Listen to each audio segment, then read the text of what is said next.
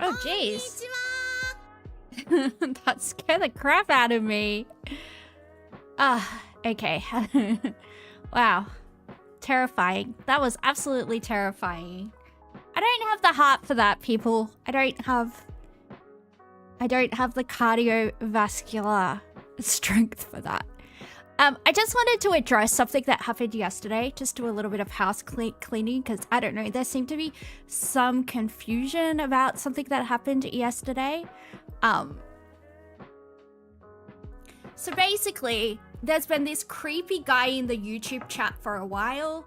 He's like some type of weirdo that's got like a hair fetish, among other things. He seems to be on the spectrum, among other things. I think he said so. And there seems to be maybe like some developmental as well as some neurodivergent things happening. And yeah, like very inappropriate and kind of pushing the boundaries of what is appropriate a lot of the time. I know I sound very young, and I also look very, very, very young in real life, if you know me. But I'm actually an adult human female with a career, and I'm very, very capable of, let's just say, like, I am a professional. I have a government job. I know how to handle these types of situations in an appropriate manner. And that's what I did yesterday. I have had this guy just being inappropriate. At that particular time, not all of you are privy to, I have multi-chat up. I can see the chat across multiple platforms. And yeah, I had two Daniels, one on Kick and one on YouTube, who normally goes by Daniel O'Brien. He's the hair fetishist. He's made like comments about my breasts, both like my avatar and my real life breasts and things like that. Just very weird dude. And I've spoken about an ex-boyfriend of mine before who was also called Daniel. So I was like, what is it up with everyone called Daniel? It wasn't a crash out.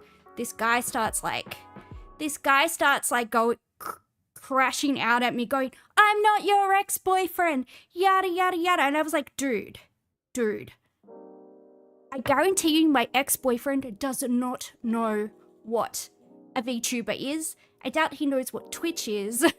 If anything, he's probably at a bar right now with his head in some 19-year-old's breasts. Let's be honest. If I had to guess what he was doing, or sleeping with like a woman that like owns an art gallery, or like who works for the Australia Council, handing out arts grants so he doesn't have to get a job and can get another government handout for his quote unquote art.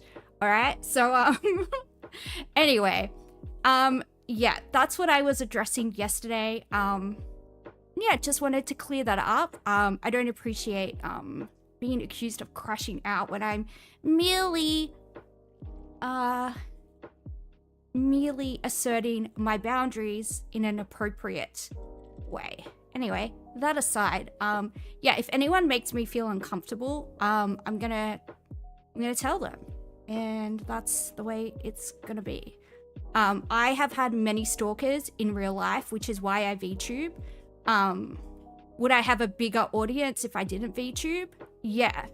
Would I probably have, be making a lot of money on Twitch if I used my real face? Probably.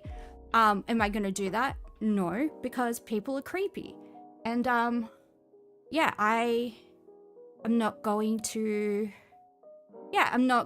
put up with that kind of behavior. And, yeah, and me asserting my boundaries, if people want to label that calmly and rationally, if people want to label that as a crash out, then don't know what to tell you. Sounds like you are in for a hell of a ride when you gain some life experience, but we'll just see how that goes. Anyway, let's get into the games.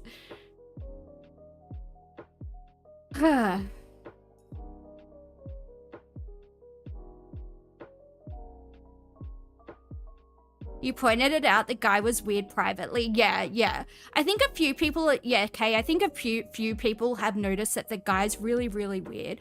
But like I said, I don't think he's probably somebody that in real life gets a lot of social interaction. And if he does continue to push lines, we will ban him on YouTube. But yeah, just for now, like, we'll just kind of let it slide because he probably does need to learn. He probably does need some form of socialization where he kind of does learn what is and isn't appropriate, because it kind of seems like maybe he doesn't have that in his real life. So, yeah. Why does YouTube attract such weirdos? I don't know, dude, but it does. All right, our letters are G, N, U, C, H, I, and we have to use the letter O. Is ouch a word? It is now. Ouch. Gong. Going.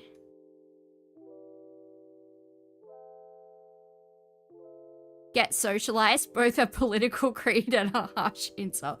Well, you know what I mean? Like, I have a sister that is, very developmentally delayed, right? She's very, very,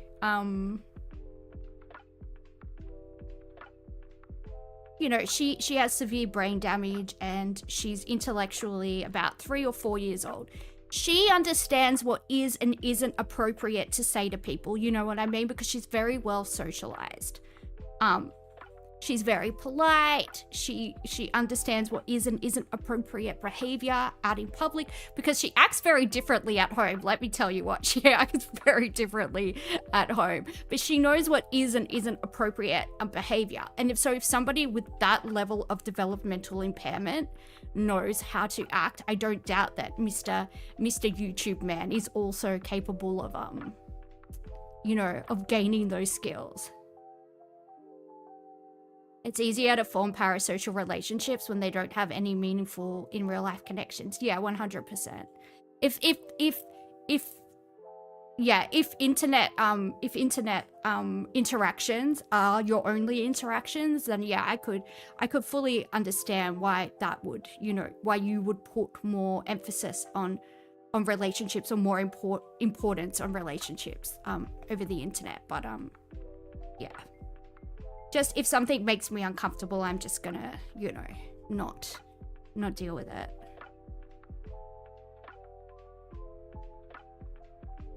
What are those shells called? Conch shells? How do you spell those? I don't know. Is that how you spell it? Oh, it was. Look at me go.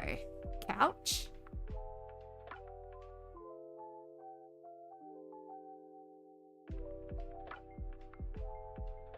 Lately, a lot of awful people through the phone say, oh, I thought you were AI, to excuse them being insane and abusive. Yeah, I'd noticed that too. People just saying heinous things. And then when I'm like, hey, what's wrong with you? They're like, oh, I thought you were... I already had conning JM. You missed it. You missed my brilliance in coming up with the word. Honing? Like a honing pigeon? I'm honing. Ooh. Ooh, hooning. Is that an Australian word? It might be. Not a word. My local kebab shop begs a differ. Coughing? Ooh. I think that might finish the game. Yeah, there we go. We did it. We did it. We are the champions. But yeah, it's so bizarre to me that even as a VTuber that like isn't scantily clad, like that doesn't have like, you know, pendulous cartoon breasts and stuff, I still get weirdos. It's like...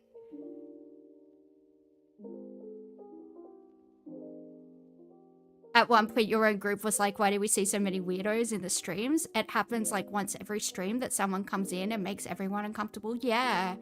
Yeah. I don't know if it's like a relic from COVID where a lot of people just sort of became weirdos and they weren't like having a lot of... And I think for a lot of younger people as well, COVID happened at like a very formative part of their development. And I think a lot of people maybe missed out on on, you know, pivotal sort of socialization during important years, and it just sort of skewed everyone's opinion, like everyone's perception of like what is appropriate interpersonal relationships, I think. I don't know, that's just a theory, just floating that. I don't know if that's accurate, but actually, we'll do the introduction so JM doesn't play the game before we even start. All right. The game is connections. There are 16 words. There are 4 categories. We don't know what those categories are, so we have to group together 4 words that might have a connection and guess. And if we guess correctly, it will tell us why those words are connected and what the category was. All right, let's begin.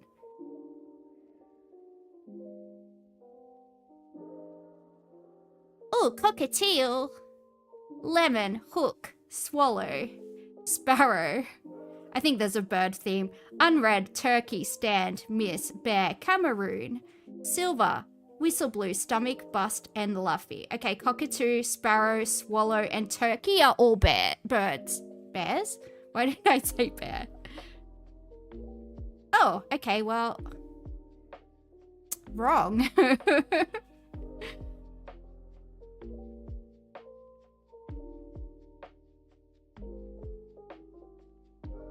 There is a captain one.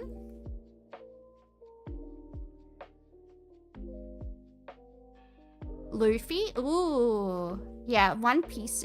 Did you know One Piece means dress in Korean? There you go. Sparrow hook.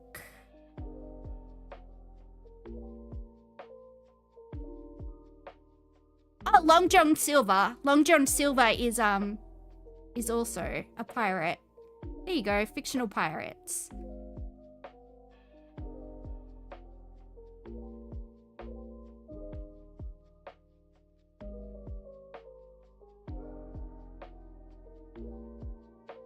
You dropped One Piece after 100 episodes. Yeah, it takes a really long time to get into. But you could just watch the live action one on Netflix. The live action one is actually decent. I actually rate the live action one.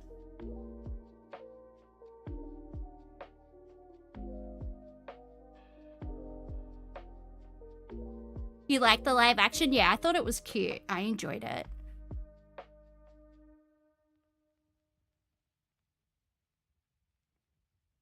Stomach, stand, bear. Wait, bear, stomach, stand. You can stand something, you can bear it, you can stomach it, you can swallow it. Tolerate.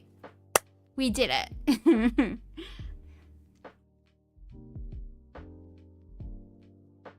They're doing a remake where they fix the pacing. Yeah, they should do like a Sailor Moon Crystal thing. Because watching Sailor Moon Crystal takes like, you know, you can watch it in a week. Whereas like if, you know, if you're on holidays or whatever. But if you try to watch like the original Sailor Moon from the 90s, you need like a year to watch that. You need, you know, I don't know how many episodes there are. But that show was like a daily show, like the cartoons in the morning for years and years and years.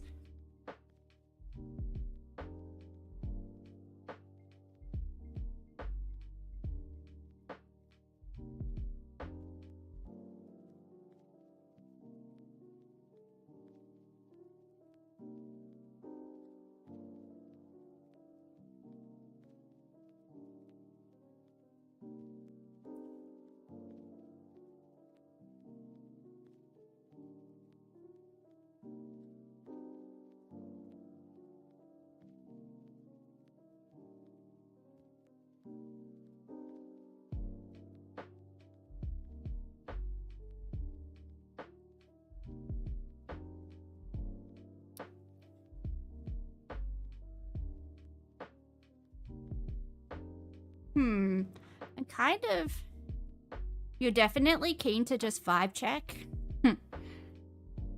Whistle blue.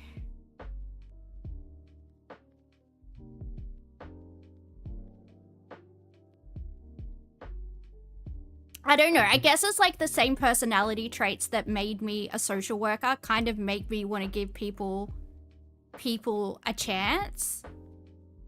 Miss, lemon, bus, and then what? You don't know what the fourth is? Me either.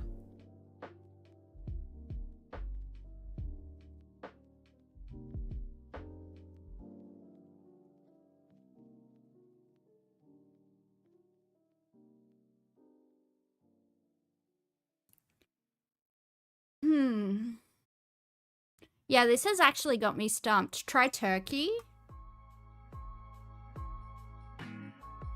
Flop. There you go.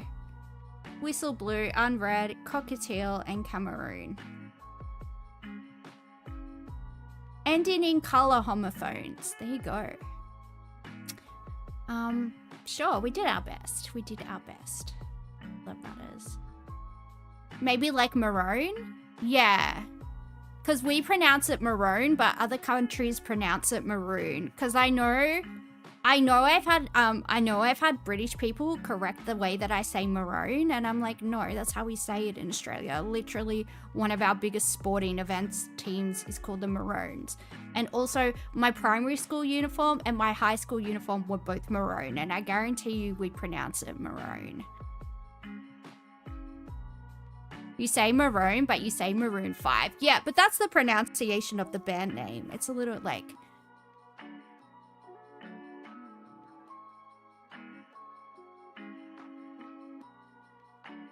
Oh, does anybody remember when that Maroon 5 guy was cheating on his wife, and then the girl made all these videos about, she didn't say that she was sleeping with him, whatever his name is. Actually, I think his name was Levine, because I remember laughing about that. And I was like, why is everybody with that surname such a flop?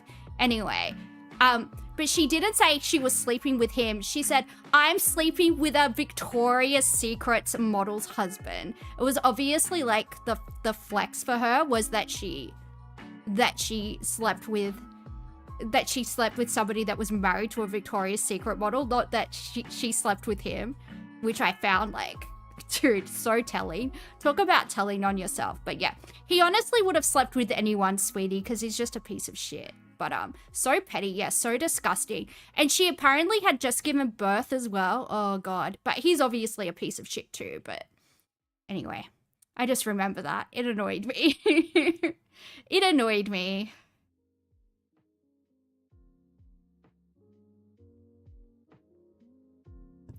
Like, as a woman, I can tell you, as a half-decent looking woman, the amount of men that have partners that will just, like, DM you some unhinged shit is insane. Absolutely insane. And I don't post thirst traps. Like, all of the photos that I have on Instagram, I have a private Instagram account. All of the photos that I do have on there are fully clothed. Most of the time, I'm, like, pulling a weird face or, like, you know, biting somebody or biting one of my friends or doing something unhinged. Like, nothing about it is sexy, and I still get like so many creeps that have like photos of them and like their wives or like their wedding photos up on their Instagram, and it's like, yeah, there's a lot of dickheads out there, I will say. Unhinged behavior. Hello, Ray. All this title status fishing is totally rigged anyway. You can just call yourself a CEO if you want. Yeah, you just call yourself a entrepreneur. That's what everybody does. Like if you just have a VP, if you just have an ABN, you just call yourself an entrepreneur. You're like, I'm a business owner. What do? I drop ship stuff from Alibaba. La Dolce Vita. Less dated. Strip of weaponry. Bad something, Puerto Rican. Oh, that's Bad Bunny.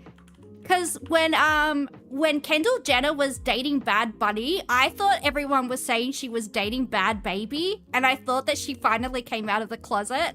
I thought it was the Cash Me Outside girl. I was like, oh, I kind of hate Kendall Jenner less now. But that wasn't what it was. Anyway, I would have respected her more. Broadway show backdrops.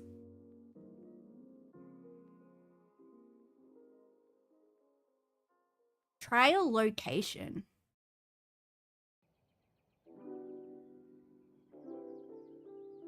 Gimme. Arctic seabirds. Huh.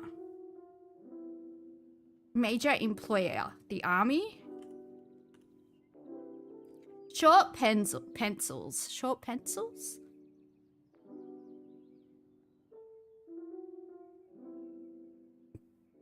Less dated. Yeah, newer works for that. We'll give that a crack. I'm trying to think of a bird that lives in the Arctic. I really don't know that many Arctic animals.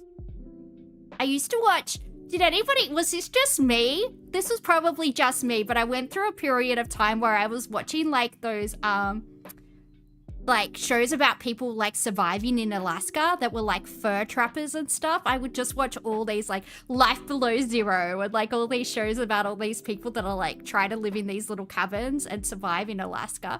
And so they would spend, like, what little, like, warm months they had just, like, prepping for the winter. And then I would imagine myself living in Alaska. I was like, ooh, could I do this? Sounds like fun. I was like, honestly, I was like, should I just move, like, to Siberia or something and just, like, live there? Life Below Zero looks so relaxing. Yeah, I found it so relaxing.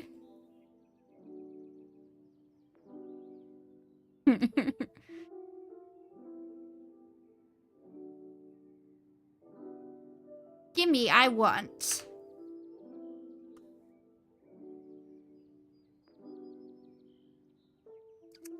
Strip of weaponry.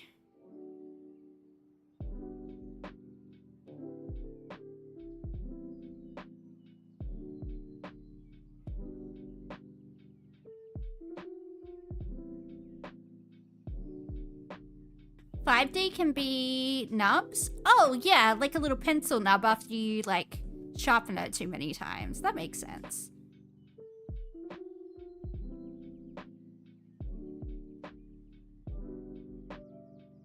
Oh, to strip of weaponry to unarm. Okay, now we're getting somewhere. Oh, sets. Congratulations, we did it. Yay. We did it, guys. Oh, JM came in with the same thought as me. I hope I got in there before him. I don't like it when he thinks he's right. I need to be right. We did it in 3 minutes and 17 seconds. Look at us go. I didn't. Oh, shush kebabs. Shish kebabs, JM.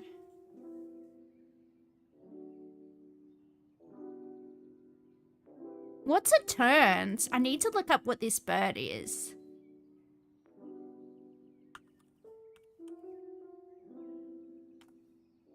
Oh, this is the bird. Terns are a seabird in the family Laridae, subfamily Sterninae, that have worldwide distribution and are normally found near the sea, rivers, or wetlands. Here you go. I'm just gonna have to BRB real quickly, guys. Sorry.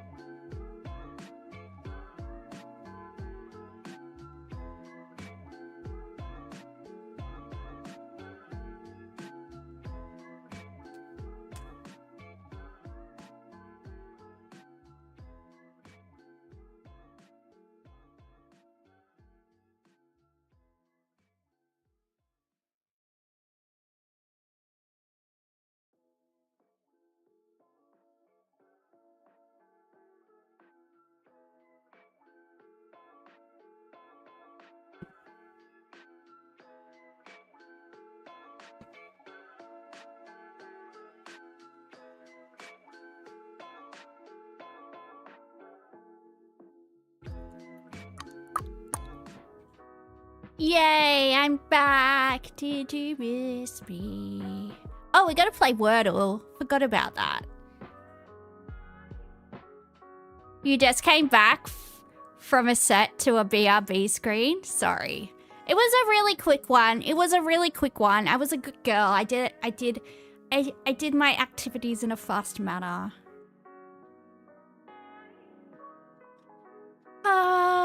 What are we doing? Oh yeah, we're doing Wordle. That's what we're doing.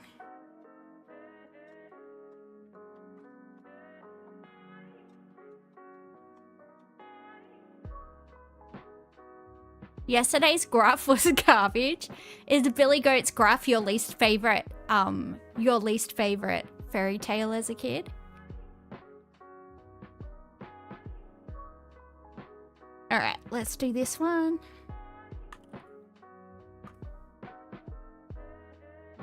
All right, we got a U and we know where it is.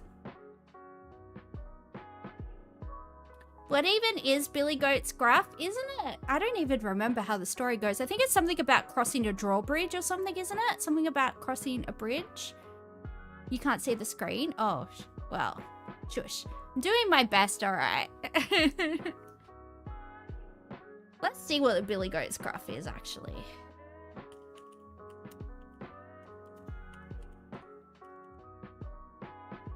Yeah, it's about a bridge. Billy Goat's graph refers to the classic fairy tale, The Three Billy Goats Graph, about three goats who must cross a bridge guarded by a troll to reach a meadow for grazing. There you go. I knew it was something about a bridge, man. I couldn't remember. Bugle? Aussie vibes?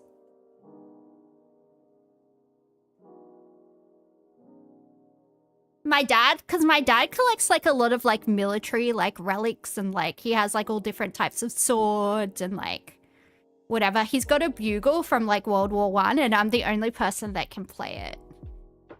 And I feel proud of myself. When I get drunk, I pick it up and I start playing it. And he's like, put it down. I'm like, no. I'm going to learn how to play the last post on it. It's going to be sick. It's going to go off on Anzac Day, guys. You just wait and see. Were any of my relatives in the First World War? They were. They were. So my great-grandfather who raised my dad for the first 5 years of his life, so my dad's grandfather, he was in World War I and World War II, and he eventually died of like shrapnel complications from World War II. And both of my grandpas were in World War II, and yeah, all four of my great-grandfathers were in World War I. So, yeah. Yeah. I'm first-gen Australian. I'm first-generation Australian, though, so they didn't fight for Australia, obviously, but they were on the right side, on the correct side for both wars. And my daddy was in Vietnam, so yeah.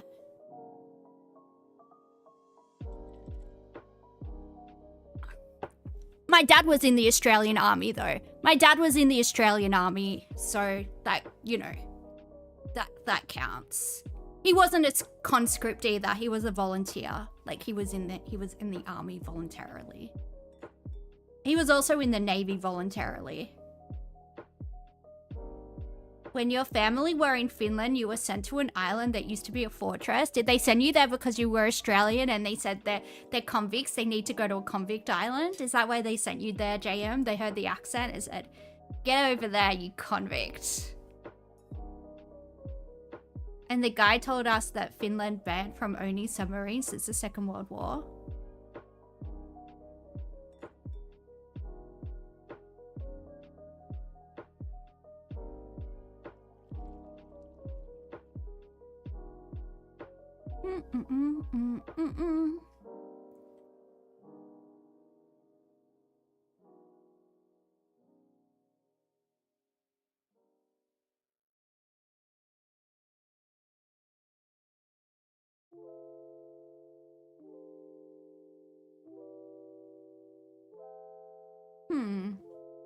What could we have?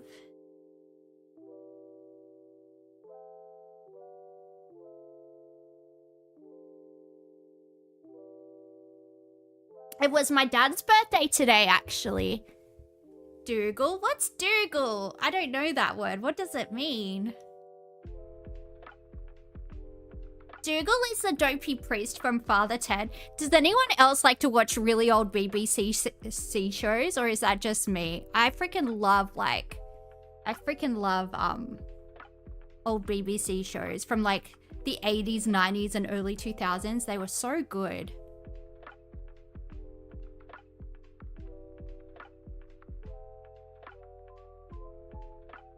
But yeah, Dougal is the dopey priest from Father Ted, which is a really fucking funny show. Tuggy? Excuse me, sir. Keep your tuggies to yourself. We don't keep that around here. Happy birthday to my dad. Yeah, my dad is the best. Yeah. Buggy? Could be Buggy. Oh no, because we got... It would have... This bee would be green, right? If it was Buggy.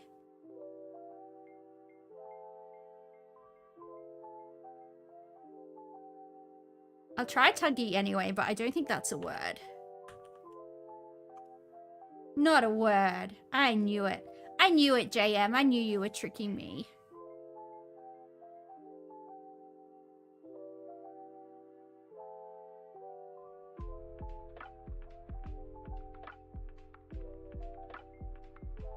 Huggy. Like the nappy? Huggy Wuggy. Let's try and think.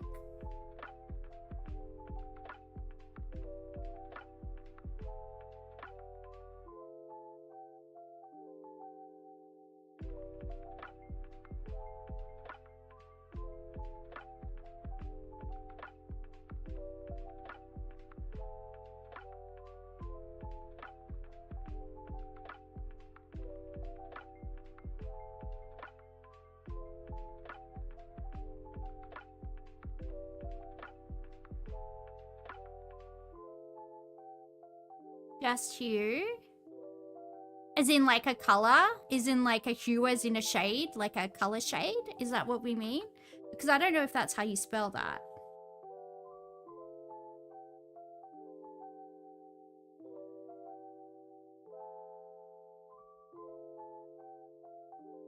Hue as in the name? Try Huggy. I don't think these are words, but sure. Oh! Bug! Oh no, it's not Buggy, Tuggy. Alright, we can work out what it is. Cuggy, Vuggy, Nuggy, Muggy. Oh, muggy! It's gotta be muggy. Like, you know, when it's humid and you're like, oh, it's feeling muggy. Yeah, it's muggy. I got that before you, JN. Don't you try and say you won Wordle. It was me. I did it. I did it. I'm the champion. Yes, I did. You said it earlier? Oh, okay. If you said it earlier, that's fair enough. Like, I try and look at the chat as much as I can, but, you know. Oh, if you said it earlier, that's valid. I just didn't see it.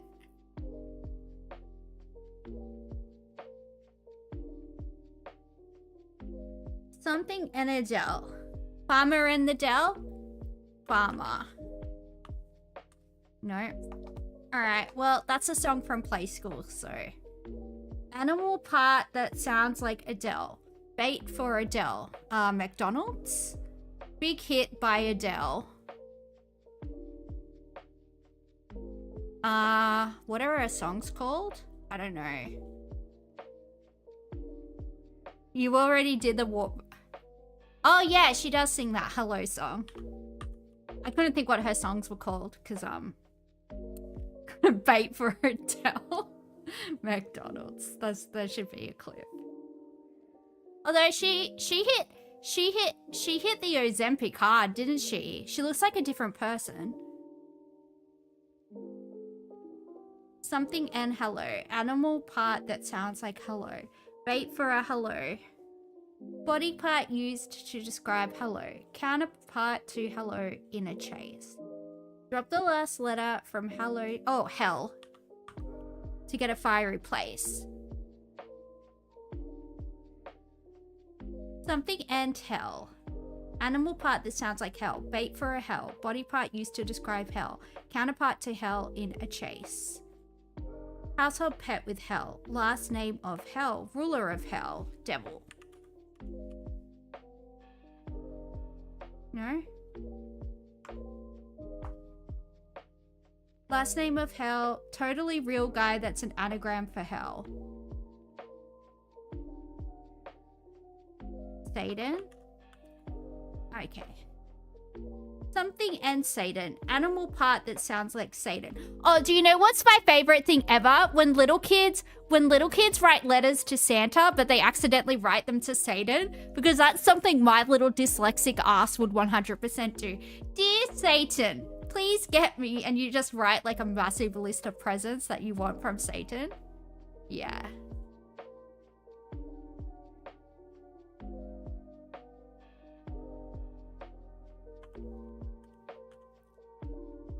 Something and Santa. Bait for a Santa. Body part used to describe Santa. Counterpart to Santa in a chase. Household pet with Santa. Last name of Santa, Claus. Something and claws. Animal part that sounds like claws. Bait for a claws. Body part used to describe claws. Counterpart of claws in a chase. Household pet with claws.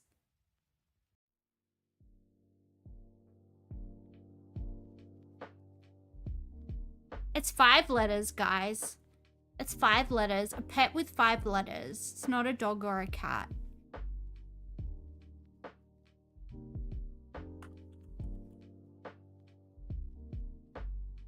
Something and claws. Bait for a claws. Body part used to describe claws.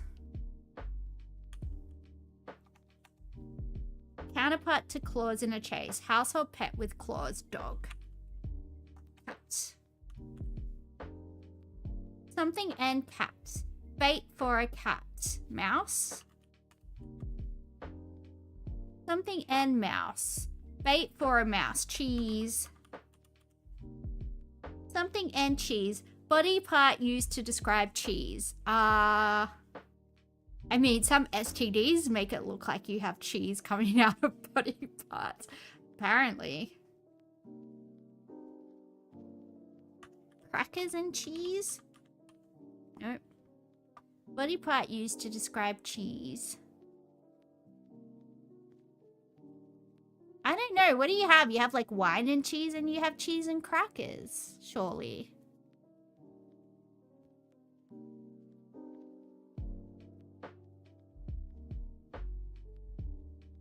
What goes with cheese? What's a body part used to describe cheese? Crackers is 8 letters. Yeah, I tried crackers.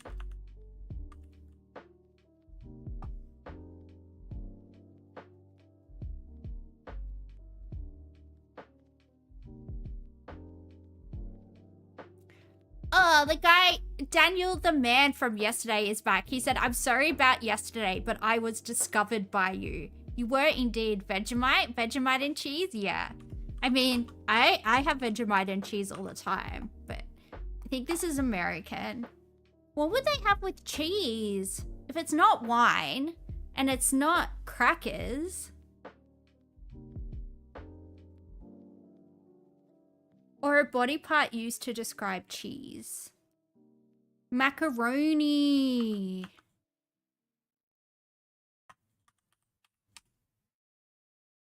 Body part used to describe macaroni. Elbow. We did it! Yeah, they call, some people call like the macaroni shaped pasta, they call it elbow pasta. Your mind went somewhere else. I bet it did, JM. I bet it did.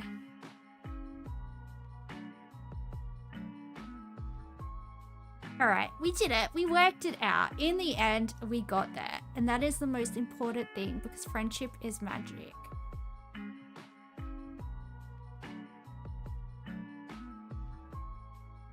Panda content idea? What? What?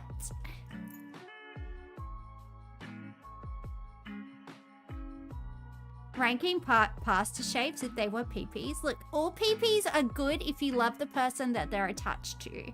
Okay? It's not about the size of the prize, it's about the motion of the ocean. Why is someone in YouTube saying sorry for trying to clone your voice? Are they really? That's really creepy. If someone's trying to clone my voice, that's incredibly fucking creepy.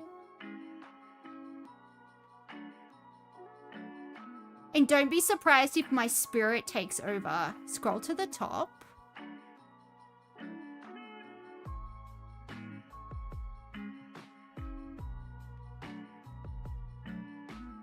I'm actually scared. But if you do clone my voice, whoever's trying to clone my voice, if you are successful in that endeavor, just know I will haunt every single electronic device that you own. If you try and steal my voice and take a piece of my soul, I will unleash Slavic witchcraft upon you. Just know that. Just know that.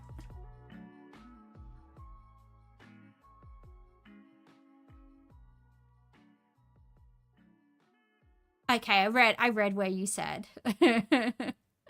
That's the creepiest one you've seen. Yeah. Dude, you should see what people say to me in real life. JM, if you knew the things that men feel comfortable coming up to me on public transport. Since I've been catching public transport again because I haven't gotten my car serviced in a really long time. And now it won't start because the battery's dead. Anyway, as an aside, since I've been catching public transport again, the things that men feel confident, like just coming up and saying, like they think they're giving you a compliment, but they just come up and say something really creepy to you. And then I'm just like, oh God. Just die inside a little bit. Yeah, men feel I don't know what's going on. I don't know what's going on anymore. Anyway, oh, that's my YouTube studio, guys. Those are my analytics.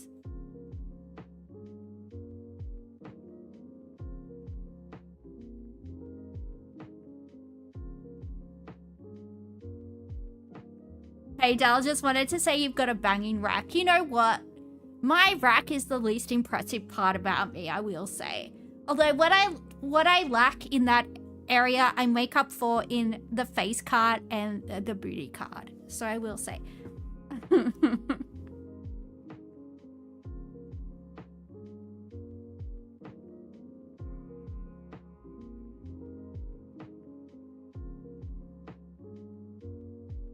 Oh gosh, what should we watch? The Melbourne Metro Tunnel finally opens. Ooh.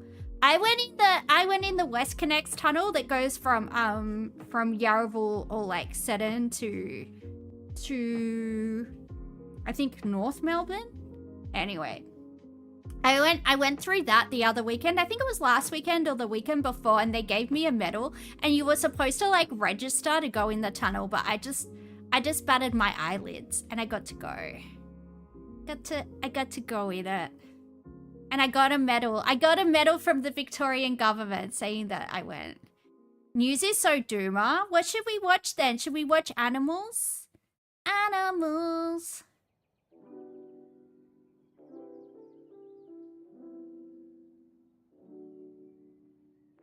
Aww. Or a video essay on something? Yeah, as long as I do, maybe a conspiracy thing. Oh, I was watching the Y-Files before I started streaming, actually. I really like that channel. Conspiracy theories are one of my favorite things ever. I remember before Alex Jones lost his mind. I am old enough to remember when Alex Jones was a serious person. And when he used to be best friends with Joe Rogan. You love Alex Jones? Yeah, same. In an ironic way. Yeah, I don't know. I kind of feel sorry for him. Because he kind of lost his mind. I don't know. I always want people to do well in life, you know? Unless, like, you're actually evil. There are very few people in the world that I actually wish harm. It's like some people I'm like, well, you're kind of an asshole. Stay away from me. But I don't wish you any particular harm, you know? You still have hope for Joe Rogan? What should we watch? Baby Sloth Edward will melt your heart. Oh, that's my brother's name. Didn't Alex Jones have a bad concussion or something? Probably, dude. I think he had a period of like binge drinking and microdosing and who knows. Can you suggest something? Yes, you may, my little you may suggest something, my little juniper berries. Yum, yum, yum, yum, yum, yum, yum.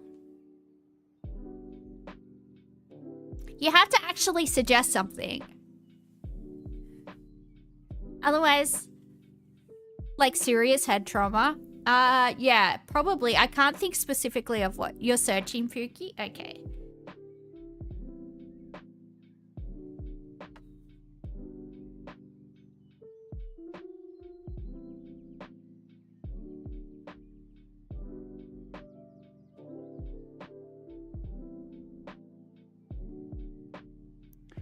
Well, we'll just wait for JM, I guess. We're just waiting for JM.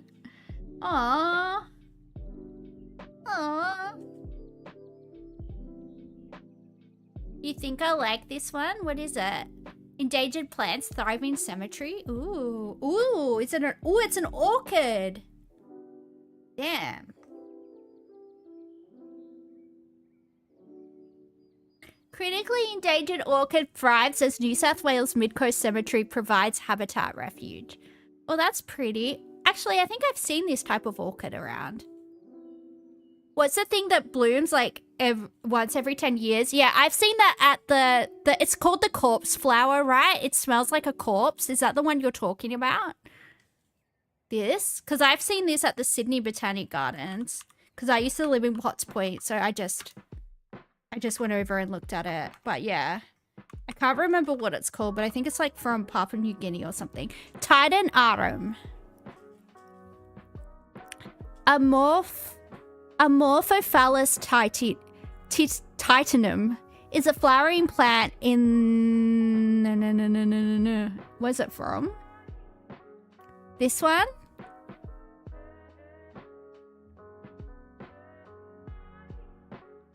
How can you share the link?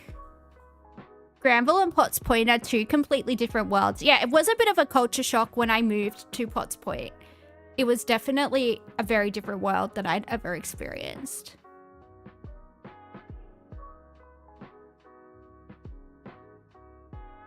You can make JM a mod if you want. I don't think JM will actually do any work, so it's fine. But I trust JM.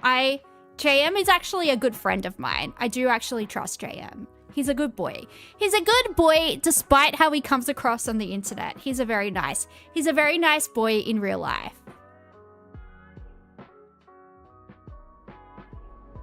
Theranos began as a startup of almost mythical proportions and gold. Oh, is this the crazy lady? Is this the crazy lady who pretended that she could do all these like insane blood tests with like one drop of blood, which is, to anybody that knows anything about pathology, is complete bullshit. You're not a VIP. I only just actually got the ability to make people VIPs. I never have my Twitch dash open because I stream through OBS, so I can actually make people VIPs. Like, I definitely will make all you guys VIPs at some point because you'll be like my OGs. But yeah, the thing is, like, I never actually interact with any of the actual Twitch stuff. I stream through OBS because I like to have that failsafe of not accidentally going live or anything like that. I like to, I like to have a few failsafes in place. So yeah. Yeah, but the thing is, I can't even chat. I can only view chat. I can't even type in chat unless, like, I can only read it. So that's what I'm saying. Yeah. I can view the chat across platforms, but I can't interact with it. I can't interact with anything. In 2003. It's just an incredible morality tale. A woman once hailed as a Silicon Valley visionary is facing federal fraud charges tonight. Do I have any filters on my mic on OBS, or is it just stock? I have like stuff to take out background noise and stuff like that, but no, I don't have any filters or anything like that.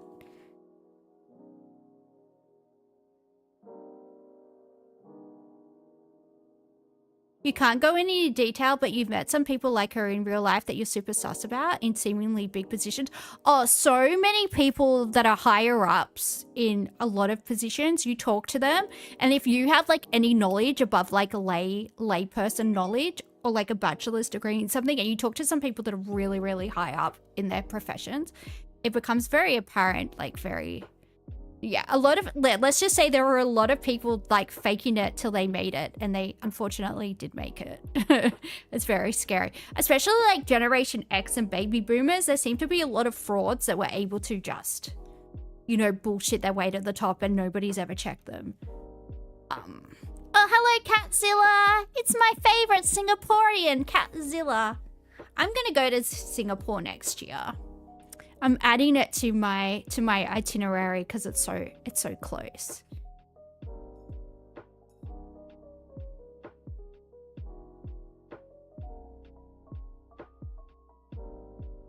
All right, let's watch this about the Thanos lady.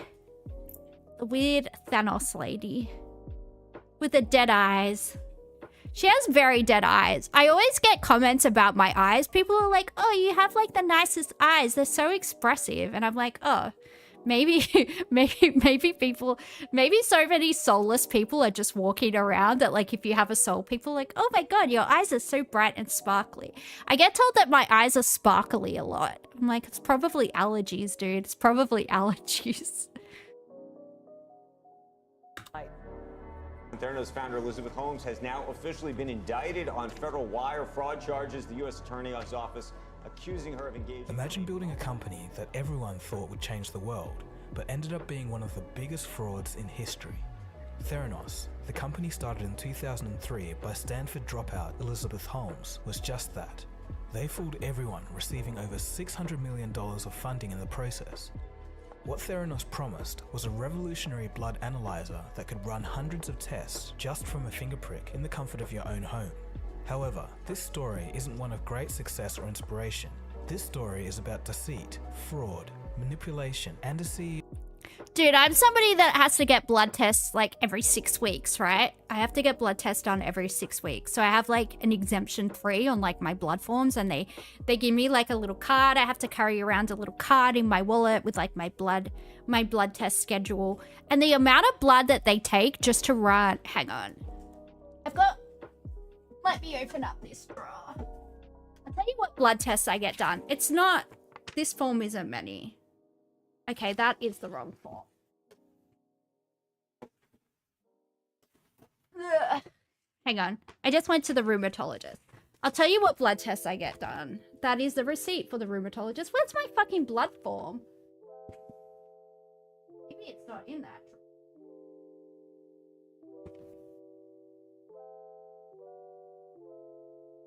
I was going to tell you what blood tests I get done, but it's in my handbag. Hang on. BRB.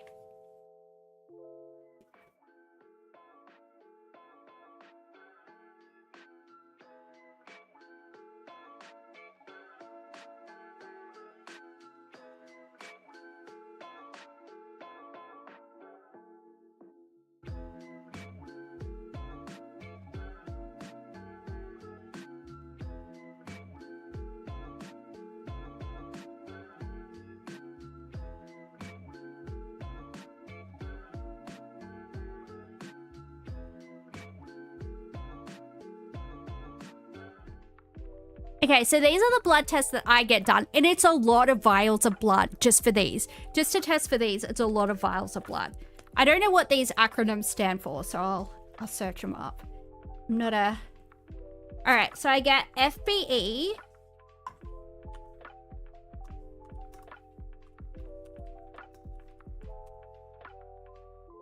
Which is full blood examination.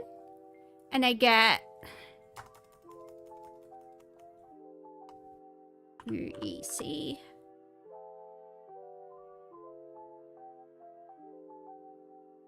Or urea, electrolytes, and creatine. I guess that's to check for lupus nephritis. So that's probably important. I've never actually looked up what any of these mean. I'm just like, take my blood, lady. LFT. Liver function test. Yeah, that makes sense because I have lupus. ESR. Oh, I know what the ESR is. That's the estimated sedimentation rate. That's when they see how long your sediment takes to get to the bottom of like to settle.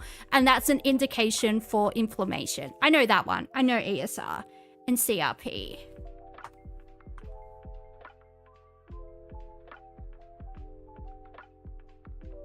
Measures inflammation in the body. Yeah, so I get all those done. And that is a lot of vials of blood, kid. It's a lot of blood. It's like 3. You got sand in your blood? Yeah, it's the sediment in your blood. It's like, because you know how like your blood is like composed of like plasma and different like white blood cells, red blood cells.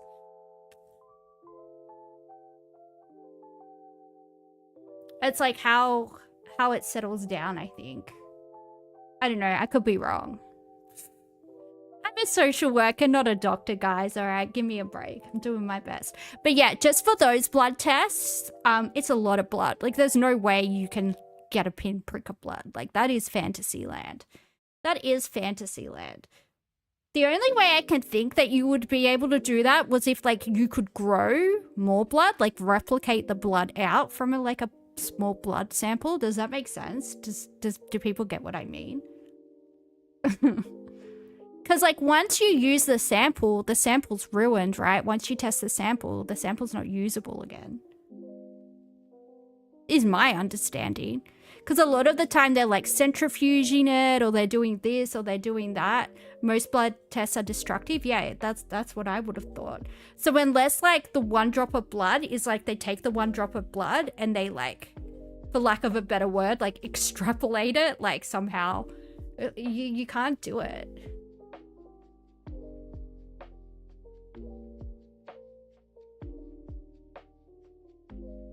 Who would stop at nothing to get her Oh, goal. wait. Hang on. Here we go. This is the story of Theranos, a company once worth $9 billion, and the story of how it all came crashing down in one of the worst disasters in Silicon Valley history. What exactly was Theranos, and how did it go so horribly wrong?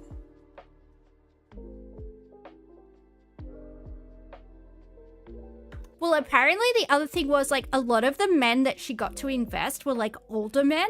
And maybe they, like, you know, because she was young and she was talking to them, they were getting attention from a younger woman, yada, yada, yada. She was kind of able to charm, like, a lot of, like, investors with just, like, being young and blonde. Not even, like, I'm not calling her ugly, but, you know, like, she was, you know, she's not walking in the Victoria's Secret model fucking show or anything. You love that Forbes lists are good predictors for FBI lists? Yeah.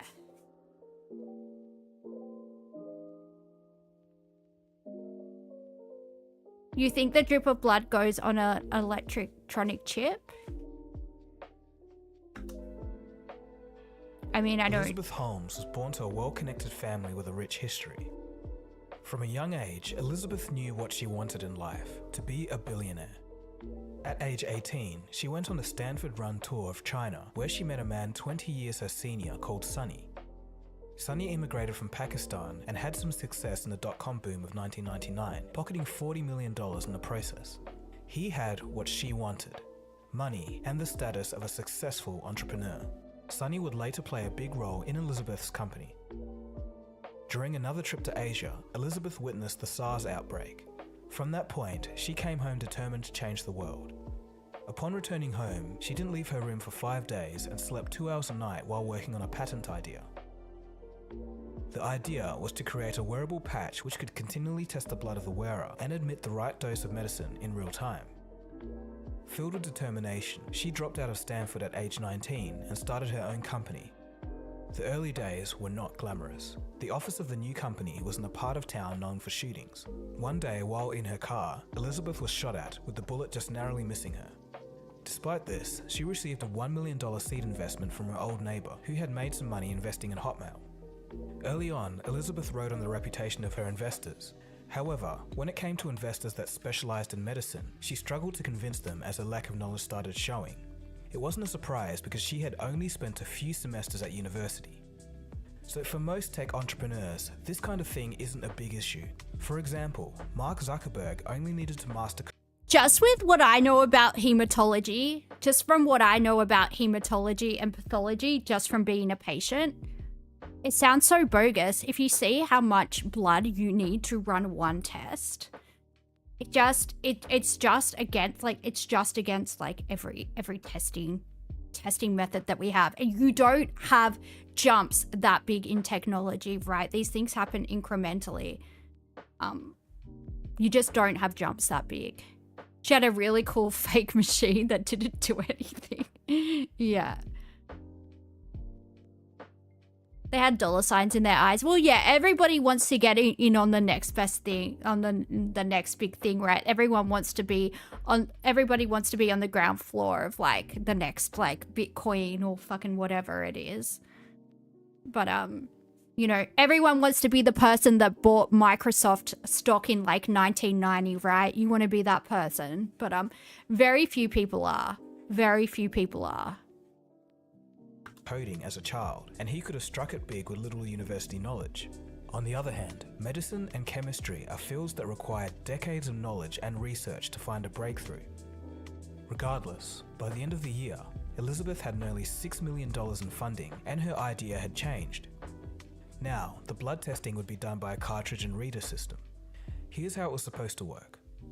Patients would prick their fingers, storing blood in a small cartridge. Pushing this cartridge into a machine would run the tests. The Theranos machines envisioned would perform tests on the spot and beam information via the internet to a lab where personnel would interpret the results and send a report back. Traditionally, the current industry procedure was to draw a syringe full of blood from a vein and physically send the sample to a lab. The old way used large machines the size of several business photocopiers, and the results would take a few days to get back from a doctor. Sometimes I've gotten priority blood tests done within a few hours when I've been having like very extreme SLE symptoms. I've gotten blood tests back. And when you're at the hospital, also you get blood tests back very contemporaneously as well. But I've had blood tests done just like Dorovich, where they've put in like that they're emergency blood tests, and I've gotten them. They've come and picked up the blood and they've tested it within hours. Like they do triaged blood tests in Australia, for sure. So I don't know. And honestly, I guess some people would consider blood tests invasive, but it's something that you get desensitized to very quickly. When you're somebody that gets blood tests done, you know, scores of times a year, you just like, yeah, it's just, you don't even feel it. It doesn't even register on your pain scale anymore. It's, I know a lot of people are squeamish with needles, but it's not that bad. It honestly isn't. Theranos would try to scale down the components of these massive machines to fit into a box the size of a personal computer. Theranos was going to make this process faster, more comfortable, and completely bypass the need for a doctor. In this particular medical field, there are many components that are used to test blood, each of which performs a different type of test. For example, one test shoots a beam of light into the sample blood and measures the light reflected, while other tests require chemical reactions. Now this is the big lie and the problem with Theranos. There were several issues that made the Theranos machines nearly impossible. Firstly, the components would interfere with each other when placed in close proximity due to a magnitude of problems including heat, light, and electrical activity. Next, to have sufficient volume of test samples from only a pinprick on a finger, the drops of blood had to be diluted. Over-diluted samples gave inaccurate results and was outside the detection capability of the hardware. So in short, for the technology to be possible, Theranos had to make major breakthroughs on all fronts of blood analysis. They had to do all of this while only reporting to Elizabeth, who didn't really have the knowledge. Skipping forward to What was her bachelor's? What was her bachelor's that she only obviously didn't complete, but what did she partially study? Does anyone know? What's her name? Elizabeth Holmes?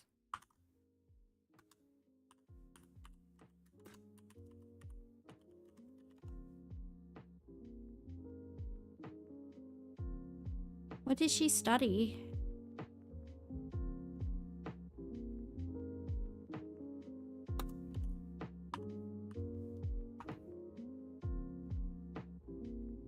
Chemical engineering. She was studying chemical engineering. It's almost like there's a reason the tests are done separately and don't get done all at the same time in one big machine. Yeah, I know.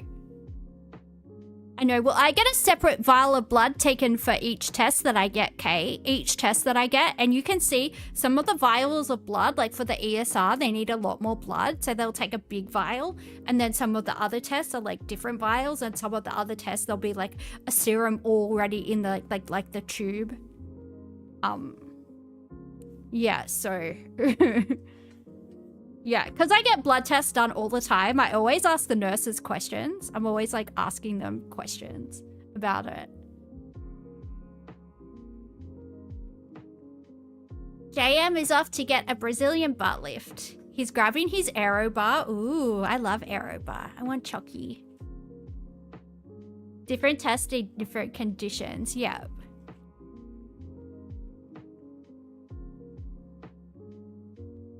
All right. Where's the documentary? Here it is. Here it is. Look at me. I'm doing stuff. Let's go. 2006, Theranos had some momentum and a prototype called the Theranos 1.0. Elizabeth enlisted engineers to design a new version called the Edison. However, no Theranos machine would ever be accurate or capable of performing the full range of tests that Elizabeth claimed. Elizabeth started to push the engineering team manager to make the Edison development run 24/7. When the manager refused, stating that the engineers were overworked as it is, Elizabeth hired a parallel engineering team and pitted the two teams against each other in a survival of the fittest race. This kind of thing was actually a tactic that Steve Jobs also used with the original Mac and the iPhone.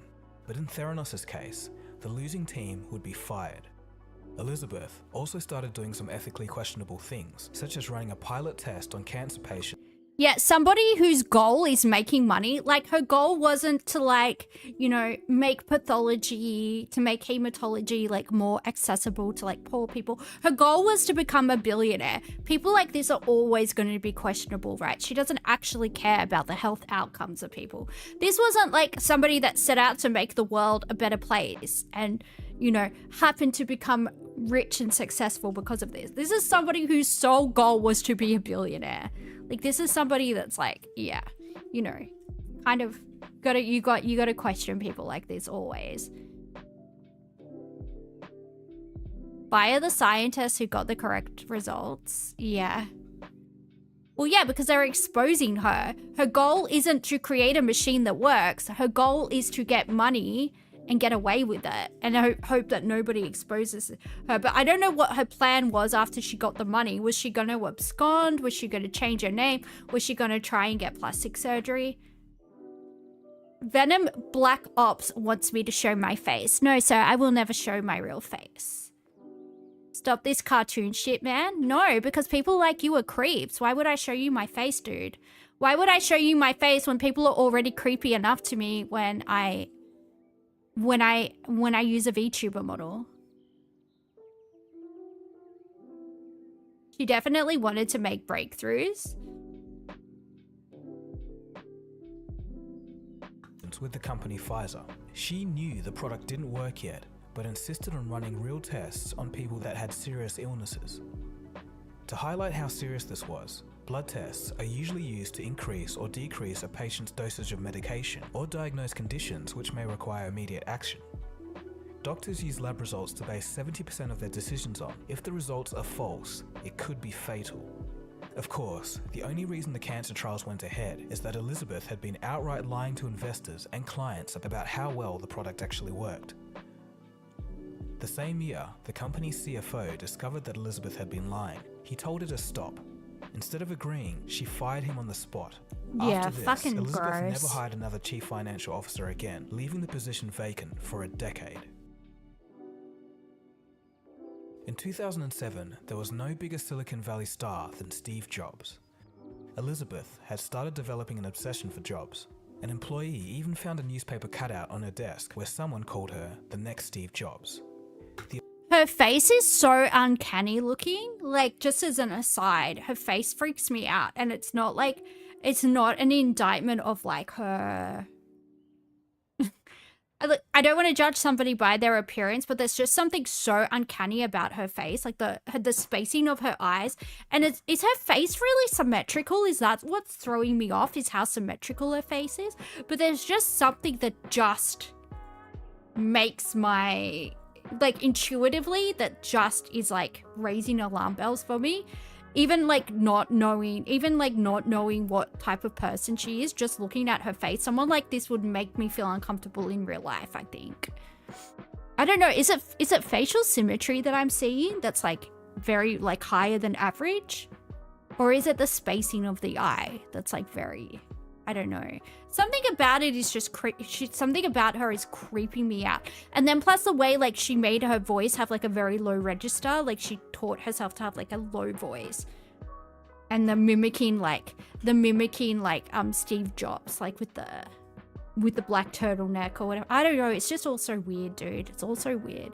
But obviously it worked because she got a lot of smart people to invest in her bullshit. She got a lot of like people with above average intelligence to buy her bullshit, so. Obsession bordered on insanity. For example, after she found out that Steve scheduled marketing meetings on Wednesdays, she would do the same with the same marketing firm that Steve used. She would even recruit a few Apple employees.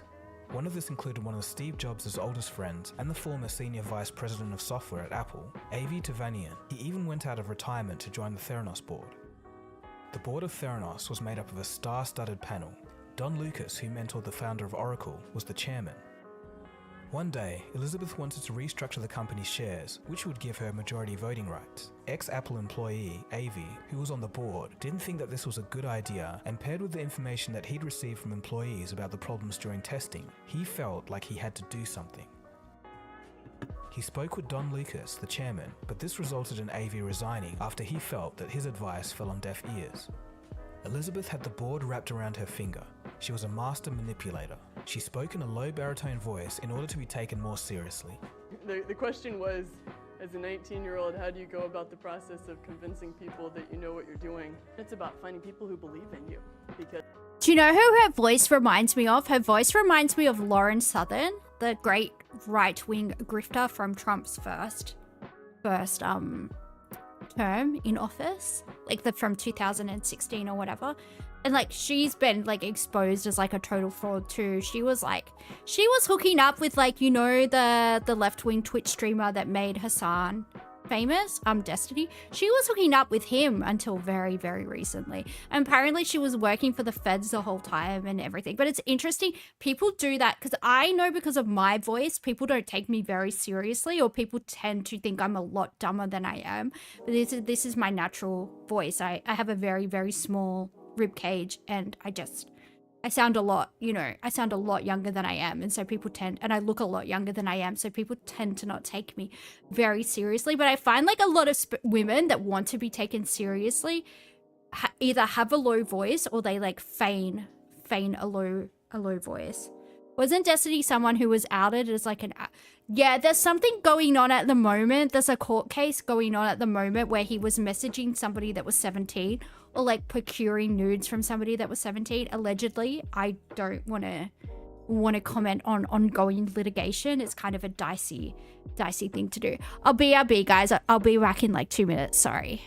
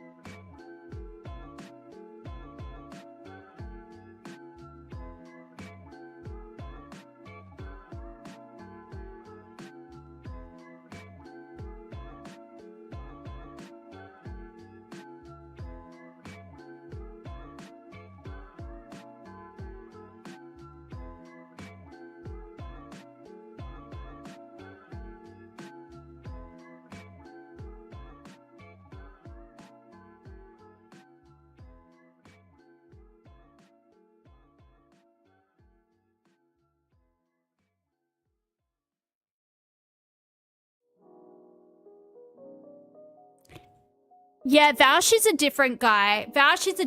But all of those extremely far left people seem to like defend some questionable things like lowering the age of consent, which has what to do with left-wing politics? I don't know.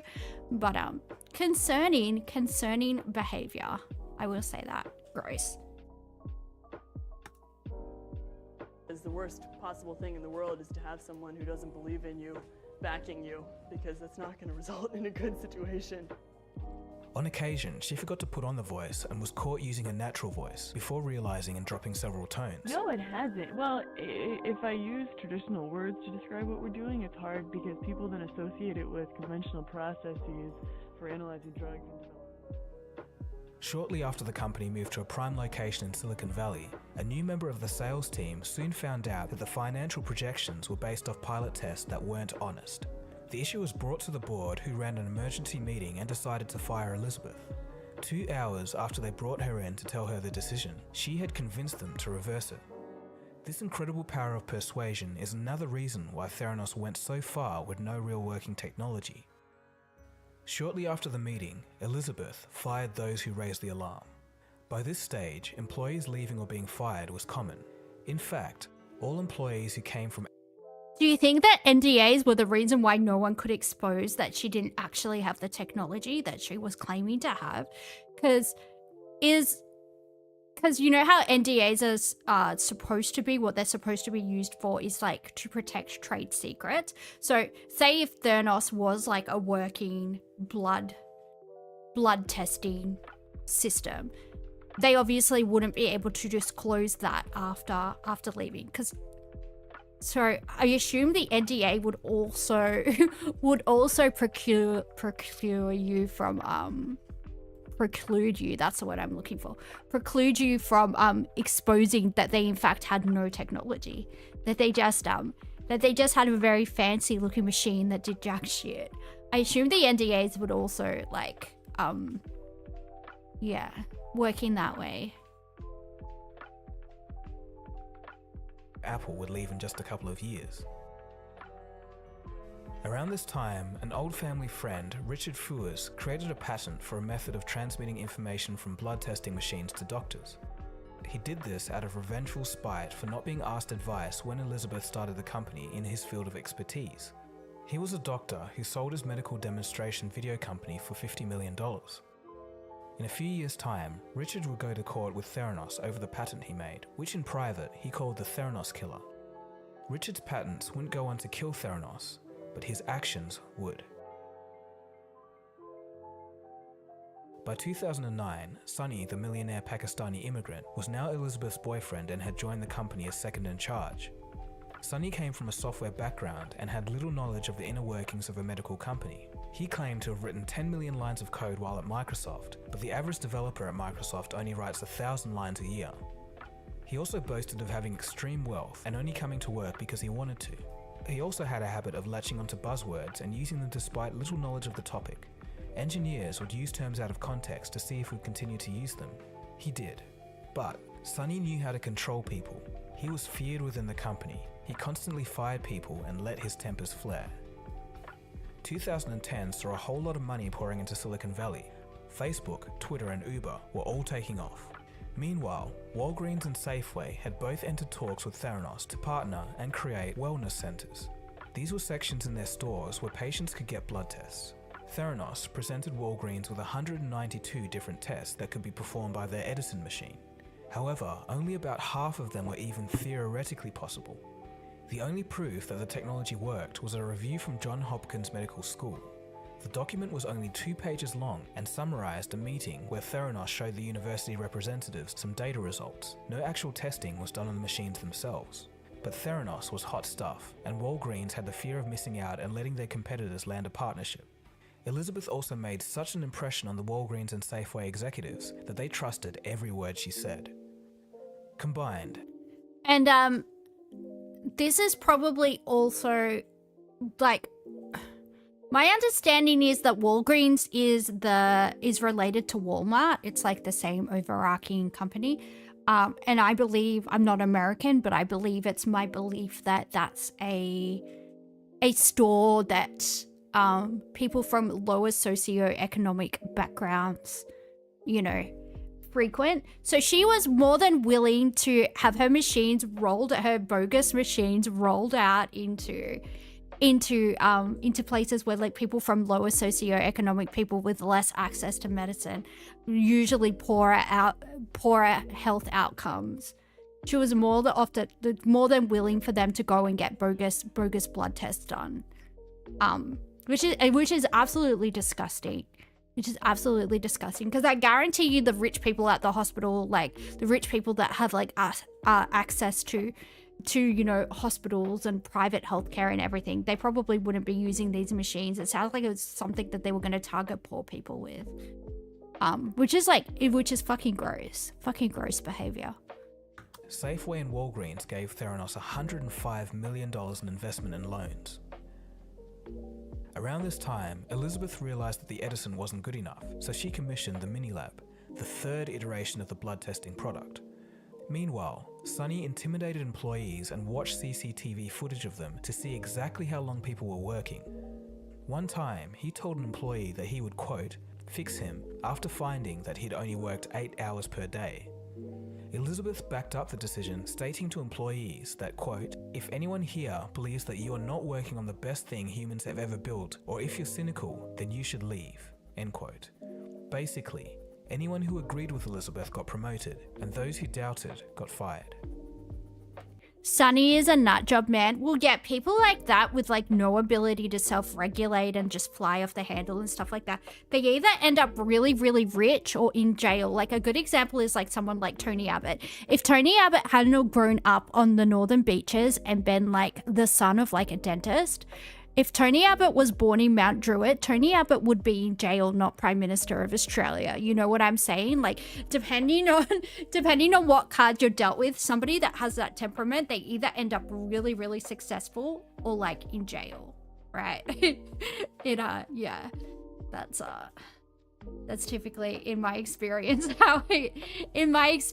from like the people that I know with those types of temperaments, that's how it goes.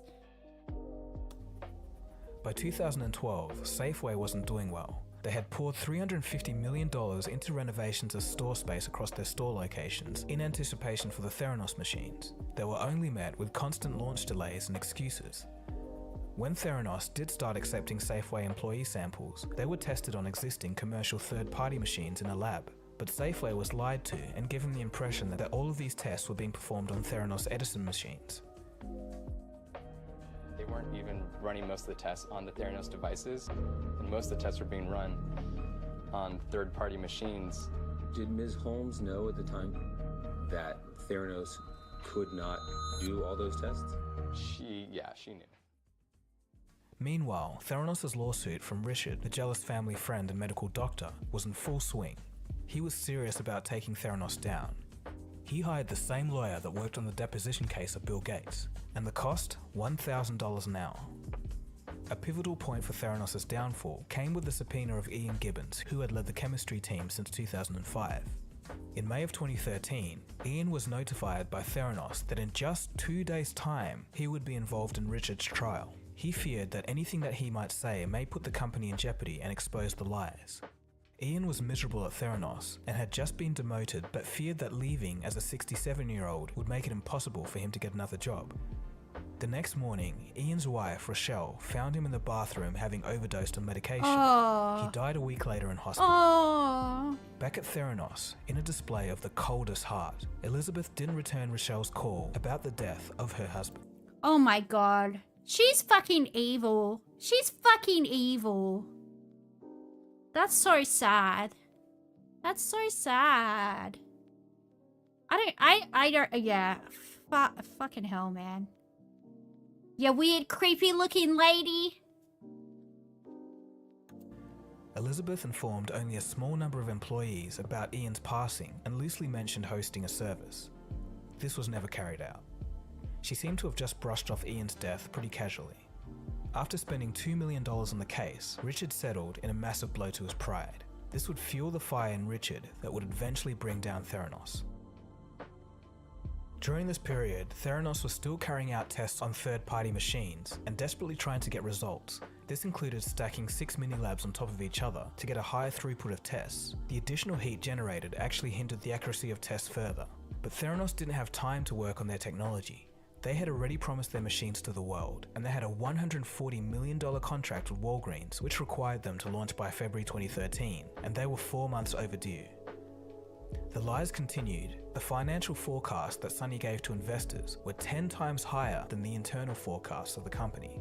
These numbers were completely fabricated, as Theranos was operating without a CFO for the last 7 years, ever since he was fired. Theranos' board, as always, was still stacked with high-profile reputable names, so no one doubted the company. This included former US Secretary of State Henry Kissinger, former Director of US Office of Management and Budget George Shultz, and future Secretary of Defense Jim Mad Dog Mattis had all joined the board. The company was very politically connected by this stage. Elizabeth even threw Hillary Clinton a fundraiser for her 2016 campaign. Money just kept... I don't know if JM is still in the chat, but JM, do you remember how obsessed Alex Jones was with Hillary Clinton? He was so obsessed with her. That was funny. Anyway, you're here? Yeah. He was so obsessed with her. Being like a shapeshifter and a goblin. And never forget that Hillary Clinton killed Harambe because Harambe had her emails. Never forget. Rest in peace, Harambe. He was a real one. He was a real one. pouring in. Partner Fund put $94 million in shares. Rupert Murdoch chipped in $125 million. The Walmart brothers put in $150 million. The DeVos family put in another $100 million. This gave Theranos a $9 billion valuation, and Elizabeth was worth $5 billion alone. The shortcomings of the technology were well known within the company, but employees were usually too scared to do anything, fearing retaliation from Sunny, Elizabeth, or the company's lawyers. Employees were forced to sign confidentiality agreements when they started, and again when they left. This stopped a lot of people from taking action. Tyler Schultz, grandson of the board member George Schultz, was in a more privileged position. He noticed the issues at Theranos, and after falling on Sunny and Elizabeth's deaf ears, he quit. He tried to talk to his grandfather. He told George... Well, this is the thing with things like NDAs, which are supposed to protect trade secrets, right? When you're up against a country, which is a company that's got like all her personal wealth is supposed to be what, like in excess of $1 billion at this point, right? You can't come out against these people. Like civil lawsuits will ruin you. They will ruin your life. Will you have to like? Will you get like incarcerated? No. But will you be financially ruined and your family out on the streets? 100%. Like you can't go up against these companies. That's what these people will tie you up in litigation forever. And ever and ever and ever. Oh, Defo's here. He's my #1 TikTok dude. Hello. Yeah, these people will destroy you with litigation. Like litigation is so expensive. Like how much like these lawyers and solicitors charge that do like civil suits per hour is insane. They'll charge you like $300 for like doing some photocopying and stapling a document together. Like don't doubt it for a second. About the Edison's inaccuracy and the constant failing of quality control tests. He told him about how Theranos had duped everyone by testing samples on existing third-party commercial machines and not Theranos' own Edison machines. Incredibly, Elizabeth had put such a spell on George Schultz that he would disregard everything his grandson Tyler told him. In mid-2014, Fortune magazine released a front-page story titled, "This CEO is out for blood." This rockets Elizabeth to celebrity status, and from this point, she is constantly making media appearances. Forbes, USA Today, NPR, Fox Business, CNBC, CNN, and CBS News all took their turn to cover the success story of the youngest ever self-made female billionaire. Barack Obama made Elizabeth the US ambassador for global entrepreneurship, and she was added to the board of fellows at Harvard Medical School. Elizabeth enjoyed the fame. She grew her security team to 20. Her office was redesigned to look like the president's Oval Office, complete with bulletproof glass. Elizabeth spoke on a TED Talk about her idea to change the world. She said, soon no one would... People like this terrify me because you meet people like this in your everyday life, right? They just are like either too lazy or not just quite smart enough to pull this off. But you meet a lot of people that would be terrifying if they weren't so lazy or they had like you know, an above average IQ. Like, a lot of people are very, like, Machiavellian. They just don't have the intelligence to, like, you know, carry off any, like, sophisticated schemes. But, yeah. It's a scary world out there, man. There are a lot of people out there with, like, these dead eyes walking around, being creepy creeps. Have to say goodbye too soon, and went on to tell the audience of a heartfelt story about how her uncle had passed away from cancer. But of course, the TED Talk was merely an act. In reality, she wasn't even close to her uncle and had just exploited his death for her narrative. Surprising. Meanwhile, cracks were beginning to crumble the empire. Richard, by this stage, had created a gang of Theranos skeptics, including Ian's widow, Rochelle. They collected information and then took it to John Carreyrou at the Wall Street Journal. As John began investigating, countless sources and former employees came out of the woodwork. They anonymously provided information about the story. Theranos attacked everyone who was talking. They used their pile of money and they threatened to sue everyone else who spoke to the Wall Street Journal. They even hired private investigators to stalk anyone they suspected. Several letters were sent to the Wall Street Journal to try and kill the story, threatening defamation lawsuits. Rupert Murdoch, the owner of the Wall Street Journal and investor in Theranos, was asked by Elizabeth to personally kill the story. He refused, stating that he had confidence in the editors to handle the truth, whatever it may be. Rare Rupert Murdoch W, guys. Can't believe we have to give Rupert Murdoch props. Can't believe we had to say that at some point Rupert Murdoch acted with integrity, but god damn it, this hurts my soul. We have to give it to Rupert. We have to give it to Rupert on this one. It hurts my soul. It hurts me.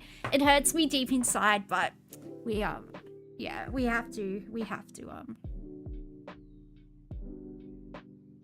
to give it to him. The reaction from Theranos was intense, and the story wasn't even out yet. Business as usual continued at Theranos. Elizabeth was making White House appearances often then, but under the veneer, the machines could still only do a small number of tests and were inaccurate with even just those.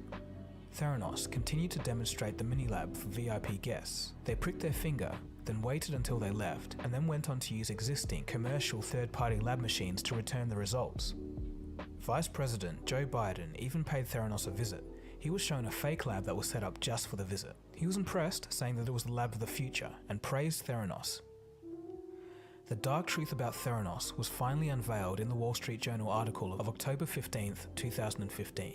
It was a bombshell. All the major news articles picked it up. People began questioning Theranos and its secrecy. Elizabeth took it all in her stride, not shying away from the questions, but instead outright lying to the public. It appeared that she thought everyone would just believe her again, but this time it was different. Now people were asking serious questions.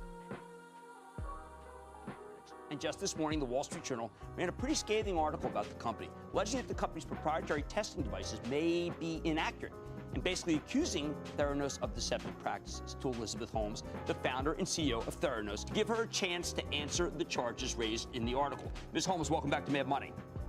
It's great to be here. Thank you. What do you think's going on It's here? great. This is what happens when you work to change. Do you think people would take me more seriously if I spoke like this? Hello, my name is Panda. I am a very attractive young lady. Please give me money now. It hurts to speak like this. Does that sound creepy? I think it sounds creepy. It sounds creepy to me. I don't know how it sounds. I don't know how it sounds to everyone else. It sounds creepy to me. Things, and first they think you're crazy, then they fight you, and then all of a sudden you change the world. And I have to say, I personally was shocked to see that the journal would publish something like this. Just as the story had been published, the FDA made a surprise inspection at Theranos. In further investigations, it was found that the Theranos Edison blood testing machine only performed 12 out of 250 tests, and even those produced wildly erratic results. Now, Theranos was in full damage control. Elizabeth broke up with Sonny and fired him.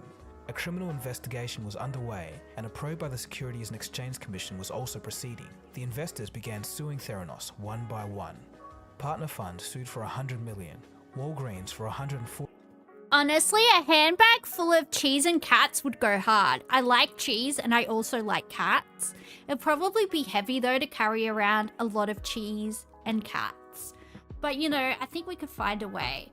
Although my cat really likes cheese. She only eats tuna mornay or like the fancy feasts that have like cheese in them. Yeah, so she would probably eat all the cheese and there would be no cheese left for me. And the cheese that would be left would be covered in cat fur and it would be inedible. But, you know, we'd have to work on like creating a handbag with like compartments in there. You could make it easier with kittens and brie. Ooh, I like a good camembert. I do like a good camembert. I will say, I'll have like a kitten compartment in my handbag and a camembert compartment in my handbag. We could do it. 40 million. Elizabeth had to close the trial lab and had to pay $4.5 million to Arizona State, where most patients had received testing. Theranos had voided nearly 1 million lab results. 10 patients would sue Theranos for medical battery. But shockingly, amongst all of this, Elizabeth never apologized. It seemed to her merely a mistake along the way which could be fixed. So Elizabeth and Sunny both knew what they were doing. Lying to investors, their clients, the regulators, patients, and even their own board. No one outside can be blamed for not realizing the fraud ahead of time.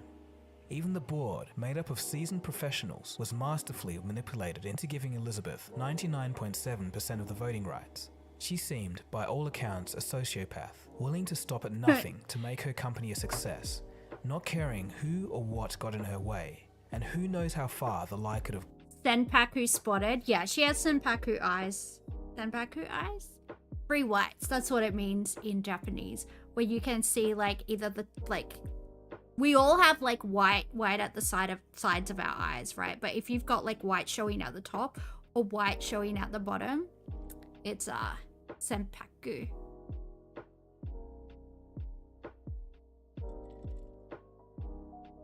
Ichi, ni, san, shi, go, roku, nana, hachi, kyuju. That's how you count. So it must be san. San, meaning 3 white. So san is 3. See? Ichi, ni, san, shi, go, roku, nana, hachi, kyuju. I can count to 10 in Japanese. Are you proud of me?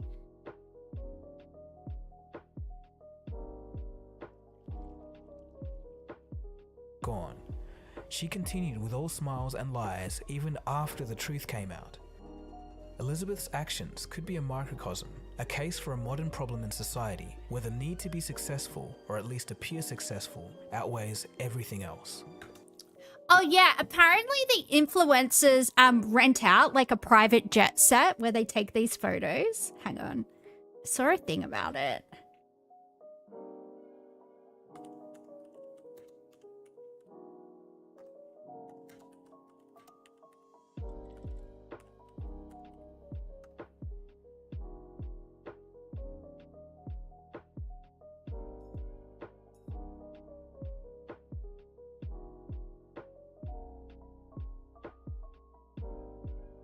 Yeah, apparently this is a set that they rent out. It's like not a real plane. See? It's like how funny, how like desperate. Look, if I fly economy somewhere, if I can even afford to get on a plane, I'm like flexing about being on an economy flight to anywhere, dude. I'm like, look at me. Look at me, I'm living large. If I ever get to fly business class or like first class, hell yeah. That would be insane. Has anyone in chat ever flown business or first class? Tell us, pleasant, what it's like. But yeah, that's so funny. Imagine caring like that much what other people think about you. It's like, yeah, I fly Jetstar. I fly Jetstar all the time. Sometimes Qantas is cheaper than Jetstar. There have been times when like Virgin and Qantas have been cheaper than Jetstar when I've like had to fly up for Sydney for like an emergency or something like that. But most of the time I'm in Jetstar. I'm having a great time.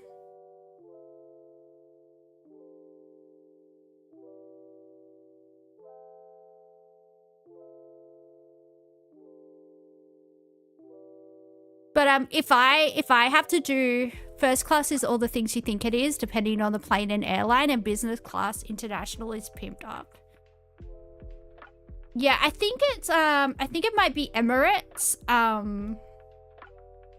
or Etihad that has like these insane like first class suites where like you get like a full on bed and it's like a little bedroom and you get like a shower and stuff.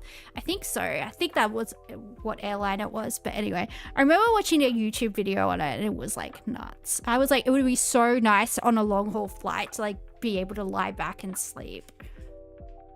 But what I do to make long distance travel bearable is I go and get a Valium script from my doctor. I get some diazepam. After 6 or 7 Valiums, it doesn't matter. I'm out, man. I'm out. I'm drooling. I'm drooling on the person next to me. Sorry, person sitting next to me. I'm gone. It's the only way I can get to sleep. I usually mix like painkillers and Valium together. And it's how I do it. How I be doing it. But yeah, it's what we do. We got to do what we have to do.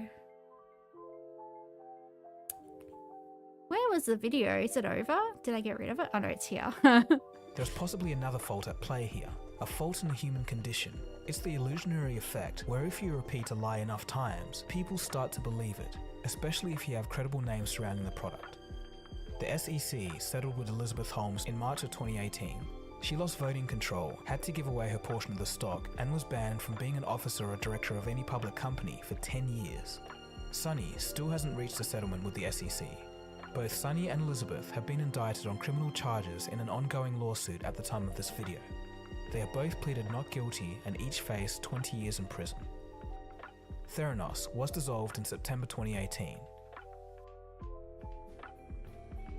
So one question remains. Yeah, JM, I've heard that about business and first class because business is already so much better than economy. I've heard that too.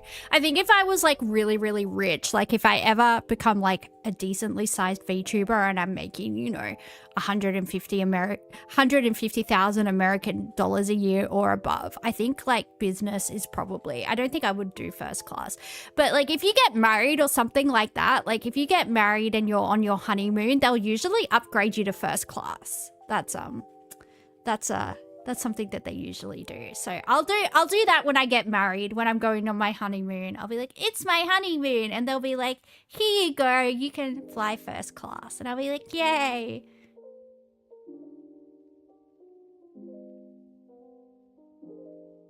If Theranos was to keep going, would they have made it? Would their blood testing machinery ever have worked? I should choose business for my health. Well, you know what? Like, I can't fly without painkillers. Like, I need to have at least 3 tramadols in my system to fly because especially flying anywhere from Australia, right? You're kind of doubled over for at least 9 hours. And with my joints being the way that they are, I'm just in agony. Like, I can't. Now that I'm like kind of in a better financial position than when I was younger. Now, if I'm like flying to Europe or something like that, I can afford to during a stopover, like get a hotel. So I could get a hotel in like Singapore for the night, or I could get a hotel in like Kuala Lumpur or wherever I'm changing flights. But when I was younger, I used to like spend like 16, 17, 18 hours at an airport. I remember one time I was stuck at Cairo airport for an insane amount of time, like over 24 hours. I was stuck at Cairo airport just waiting for a flight because, you know, just to save money. It's nice not to be that poor anymore, but yeah. If we can make a fraction of what Iron Mouse makes in a year, that would be nice. That would be nice. Cairo Airport was one of the most... I ignore all of your messages. What did you say? What did you say, Pookie? You've never paid for first class, but you've been upgraded a few times? Ooh, you haven't done a Middle Eastern airline one, though. It's $25,000? That's actually cheaper than I thought. I thought first class was like $50,000, $60,000. I don't know though. I have no reference point. Like, I think the most money I've ever paid for flights is $3,000. Well, actually, it's a harder question to answer than one might think. When they were running out of money, they tested on real patients as a proof of concept to gain more funding, which is of course what brought them down in the first place. But say they did get funding without testing on patients. The unveiled mini-lab was only incrementally better than the Edison machine, even though Theranos had hundreds of millions of dollars at their disposal. So with that being said, it's pretty unlikely that any company would have succeeded at this. So that wraps up our look at Theranos. So I know that would have lost some of the faith in humanity that you had. But if you want to see some real actual... No, I never had faith in humanity, things ever. such as real-life nanobots being used in cancer with success in mice trials, or stem cells being injected directly into the brains of stroke victims, allowing for recovery as never seen before, and even enabling a wheelchair-bound man to walk again. This is the kind of cool stuff that gets lost in the sea of media day to day. But you can find those videos right here on Cold Fusion. I'll leave a link in the description below. Anyway, thanks for watching. This has been Dagogo. You've been watching Cold Fusion, and I'll see you again soon for the next video. Cheers guys, have a good one.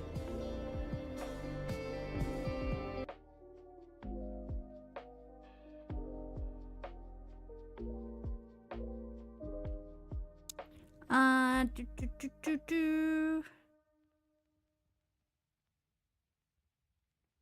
saw something I wanted to comment on. If you can't afford comfort, you'd rather not go. See, before my lupus got really, really bad and my pain got really, really bad, a thing that I used to like to do was like go hiking and camping. So like, for example, I did this. This was really fun. I did this thing in the Blue Mountains. It's like a 3-day hike and you have to carry all your own like stuff because... And yeah, you just take like a hiking tent and a sleeping bag, and I had like, you know, some shin ramen and like a little boiler, and you bring like water purification tablets because obviously you can't carry 3 days worth of water, especially when you're a tiny... I would have been like 42 kilos when I did this hike. Yeah, my daddy dropped me off in Katoomba and off I went on my little hike. Did have a run-in with some British backpackers that I had to may or may not have to got a knife out. But we'll pretend that didn't happen. And yeah, it was a nice hike overall.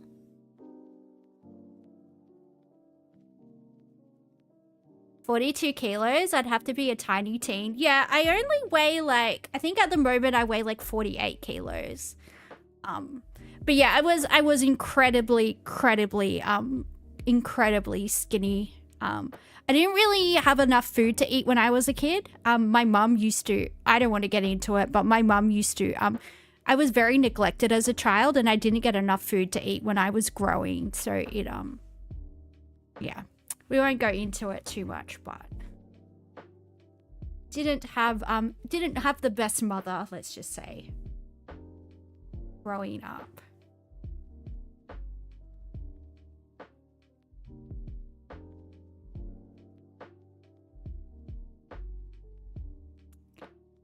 La la la la la.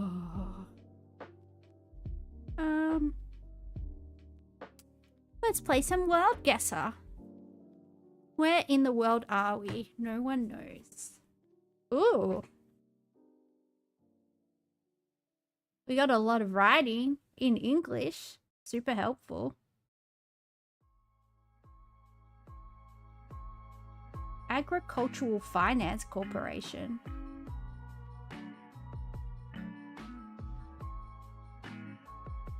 Cabinet branch? Cabinet branch? Barango Inn Hotel.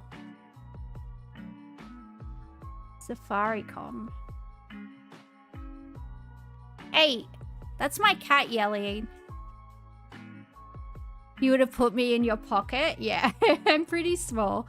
I'm not like super short though. I'm like over 5, just over 5'4". But people think I'm way shorter than I am. Like if you ask somebody to guess how tall I was, they usually guess like a lot shorter than I am. I kind of have like an optical illusion thing going on where I look a lot smaller than I am, I think. K-Gas. Maybe Kenya?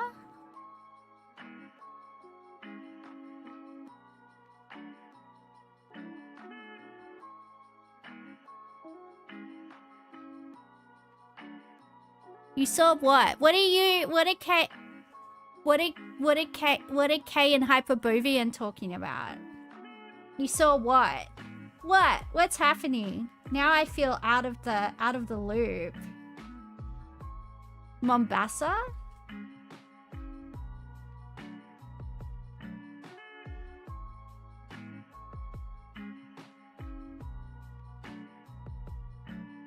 We were 665. We're just mega smart. Yeah, but what were you guys talking about?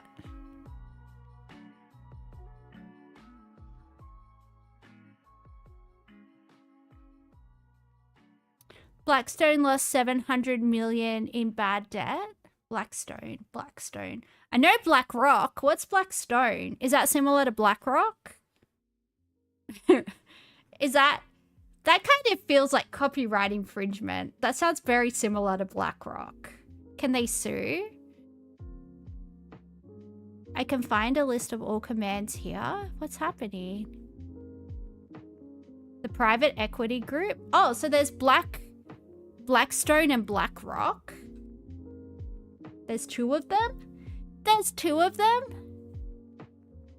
Now we're gonna talk about BlackRock and Vanguard. Ugh. Ugh.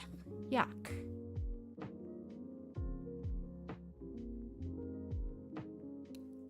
Where are we?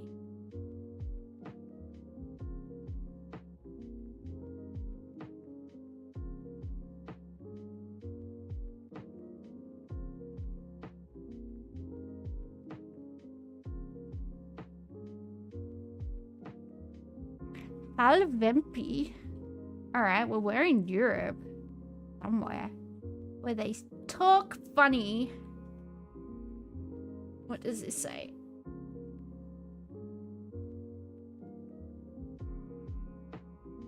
Svenska. Okay.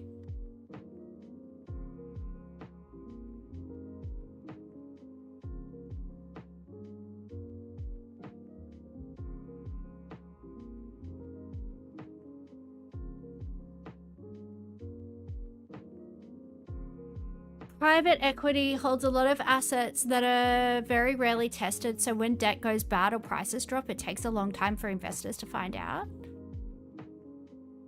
What did Catzilla do? They made a pencil disappear, apparently. Very impressive. I don't know. This could be Scandinavia or Germany. Not sure. Not sure. We will find out. The pencil's gone. Yeah, you're very impressive. You're very impressive with your magical skills, Catzilla. We are all thoroughly impressed. Pretty good.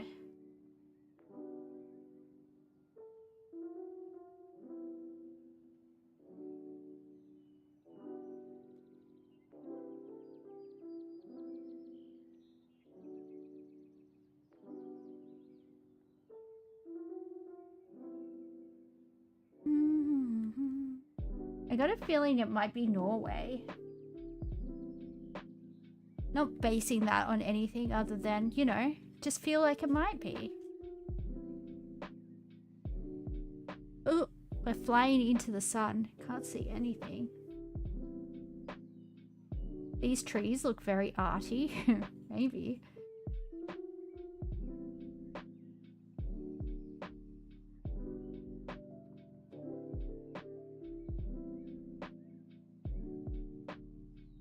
Maybe it's Finland. They got taking a lot of liberties with their letters. They're just chucking a whole bunch of letters together all willy-nilly. I don't know.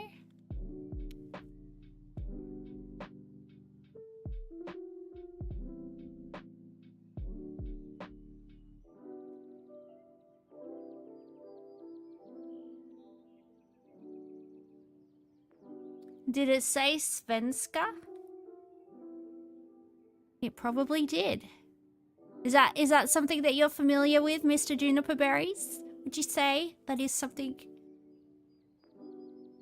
So this game finally escaped It means Swedish? Ooh. Well, I was right. We are in Scandinavia. I was gonna say,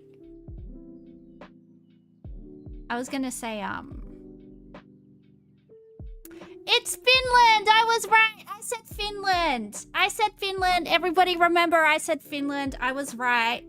It's Finland! Because those words were weird, man. Oh, I think we're in Germany. It's a German flag.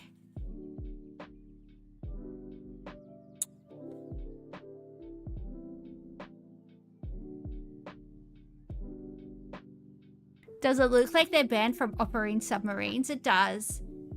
It does look like they're banned from... It's Argentina. Well, there are...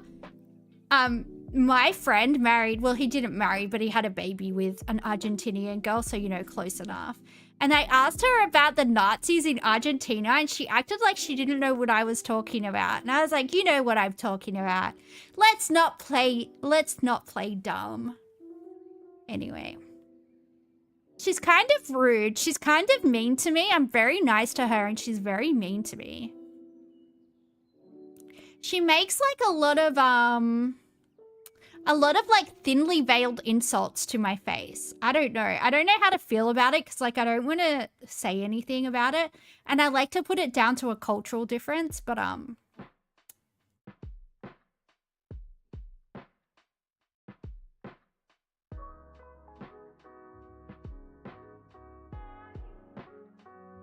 I don't know. She obviously has a problem with me for some reason, so whatever.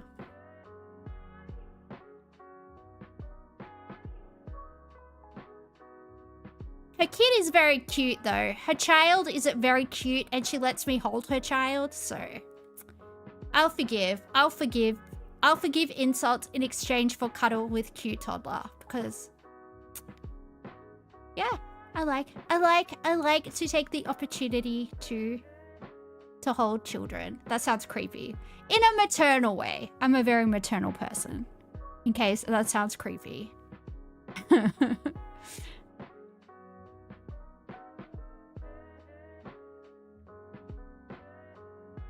Oh, we're in Lexington. We are not in Germany. That was a red flag.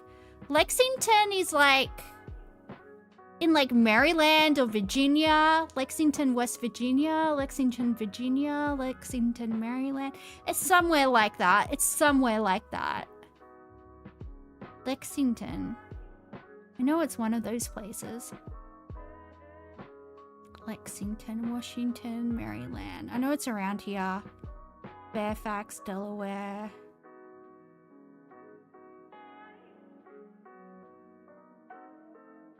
Mother hen time? Yeah. I am like the most maternal person ever, probably.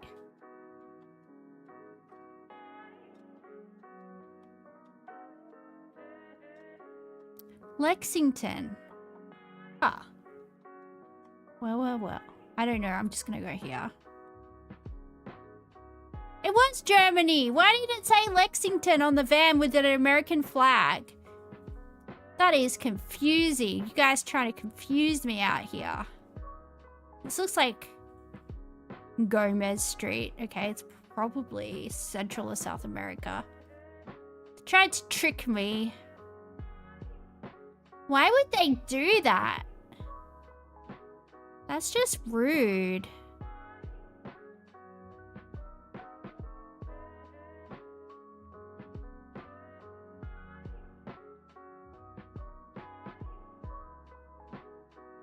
Agente Street. Rodriguez Street. Hello. This lady's name is Candace. Huh? SK Chairman. Maybe it's the Philippines, the mixture of like Spanish and like Asian stuff. It kind of seems...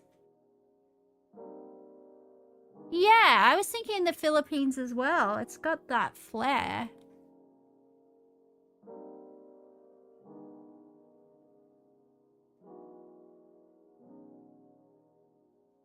Yeah, it's the Philippines. Oh, this is Colombia. Can we work out where? It looks nice. Colombia in this game looks actually very nice and not like what I would have assumed Colombia looked like. I don't know. I just assume there's a lot of like, I only think about cocaine, honestly. And that hot lady from Modern Family. They're the only things I know about Colombia. And I'm like, damn, she looks good for her age, you know? What I think about. I'm just gonna go to Colombia. Colombia. I'm gonna go here because I feel like it. What? This is the worst game I've ever played. Oh well. Alinity, is that the girl that threw her cat? Is that the girl that threw her cat and got like a green card marriage to Canada? With her fake boobies? Maybe I should get some fake boobies and get a rich husband. Although I feel like I could pull a rich husband without fake boobies. We'll see how we go. We'll see how we go. Food guesser. Play daily.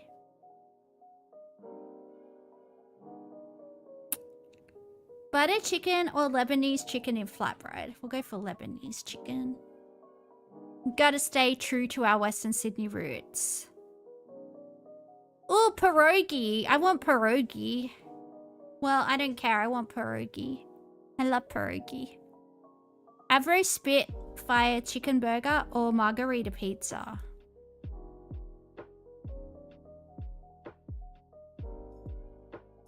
These both look like shit.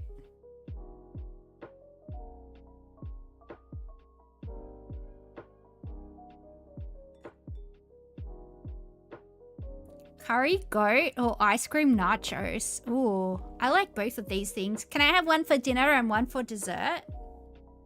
Apparently not. Cuban sandwich or whatever this is. Okay, well, we're just losers today, guys. Thai noodles or curry in a cup? Thai noodles. Mushy peas or purple Philly cheesesteak?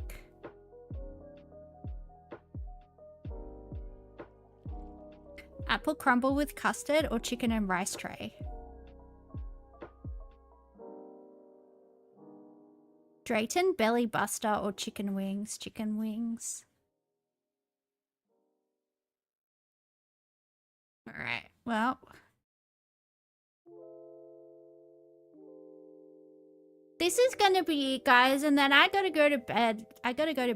Actually, you know what? I don't have work tomorrow because I'm on leave. I'm on leave. I'm using up my annual leave, baby. Tapioca or wheat crackers, noodles, garlic, shallots, chili peppers, vegetable oil, eggs, chicken broth, soy sauce, scallions, celery, carrots, cabbage, meatballs, sausage, shrimp, and chicken. What the heck?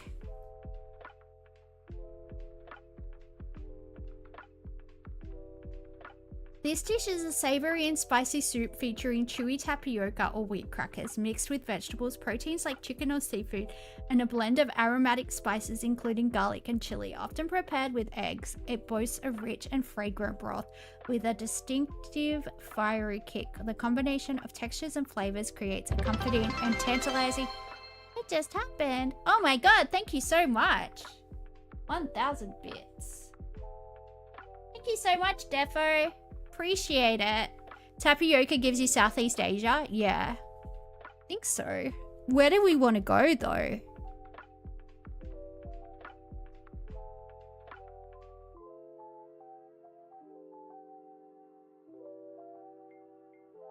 We're in Southeast Asia.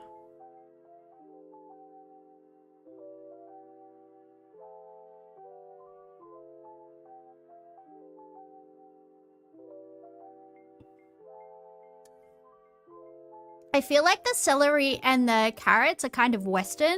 You know, what's that thing? I can't remember what it's called, but it's like a staple of like French cooking if you learn how to like cook at like a proper culinary school, where it's like onion, celery, and carrots as like the base for something. It's got a name. It's like it's a French thing. Yeah, it's a French thing, right? Because this has celery and carrots, so it's giving like a Western influence as well, I feel like.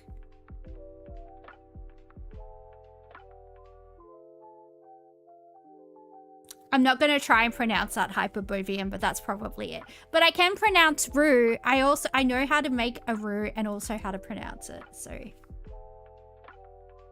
mirepoix. Mirepoix. Is that how you pronounce it? Probably not. They didn't learn me how to pronounce French words at Granville Public School, guys. We're out here doing our best. It's okay, we don't judge. Mirepoix. Mirepoix. Ménage à trois. I know how to say ménage à trois. Voulez-vous que... Oh, wait, how do you... What's that song? Voulez-vous coucher avec moi ce soir? Do, do, do, do, do, do, do.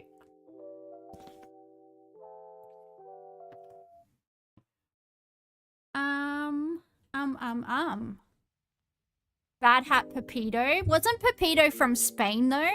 Wasn't Pepito from Spain? That's why he was a bad hat, because he moved in next to the girls from France.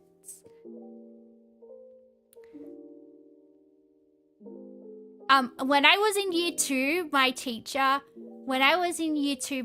gave me the Madeline books to read because she thought that I had low self-esteem because I was small.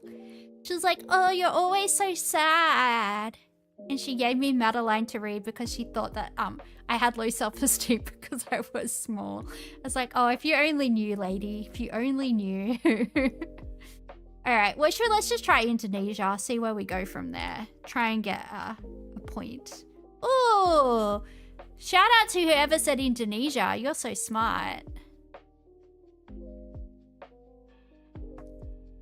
Pita bread, eggs, eggplant, potatoes, salad, tahini, ooh, amber parsley, pickles, hot sauce, onions, and hummus.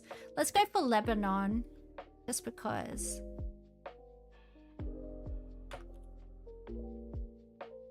It borders Lebanon. Where are we going? I have to BRB, guys. I'll be back in a second.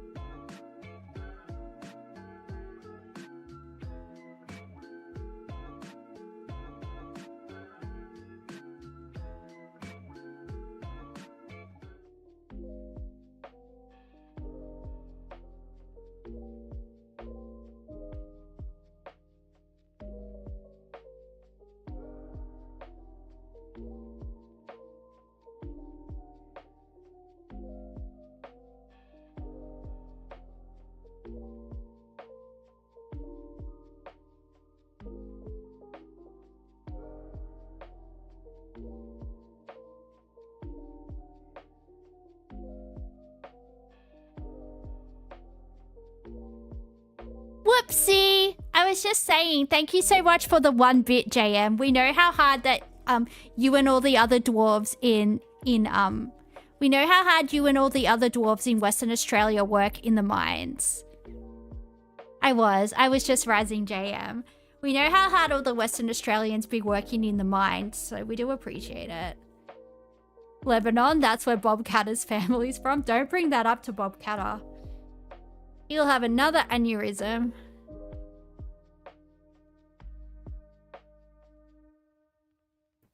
Yeah, so we're going southwest of Lebanon, it looks like, but it borders Lebanon, so. Permaband.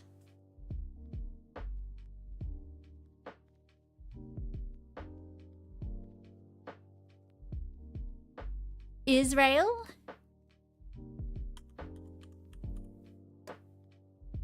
Correct. Next round. So it's just a bunch of food that Israel stole from everyone around them. Got you. Oh, this has to be from Jamaica or something, surely. Rum, sugar, fruit, spices, vanilla, citrus peel, ginger, coffee beans, and dried fruits. I'm gonna go for Jamaica. Are you Jamaica? Because you're making me crazy. Jamaica is ice cold. I failed, guys. I'm so sorry.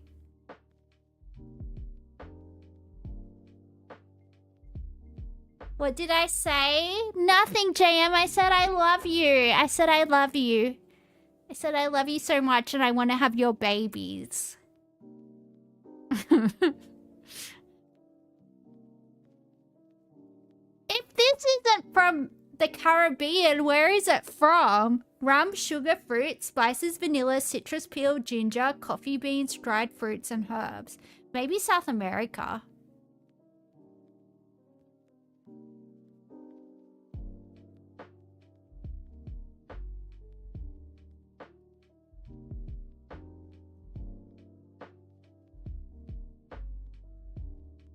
You think it's imported? The Maldives? Ooh, it could be the Maldives. Saint-Tropez. Does Saint-Tropez count as France? Is Saint-Tropez a part of France? I think it is, right?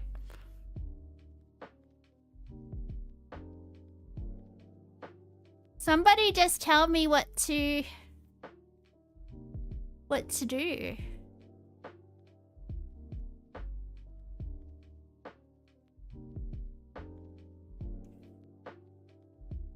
Is it supposed to be a beverage or dessert? This dish is a flavorful infusion created by steeping rum with various fruits, spices, and sometimes herbs or sugar. The ingredients are left together for weeks or months, allowing the flavors to meld and intensify.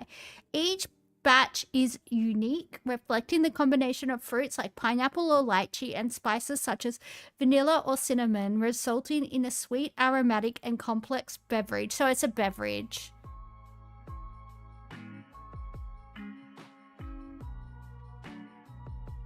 Well, let's try France, because they do have a lot of places where they have rum. Like Martinique and stuff like that make rum. Let's try France. All right.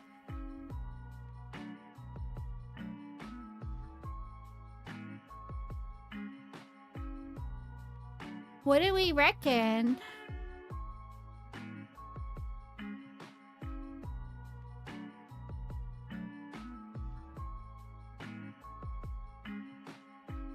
Compass pointing to Africa.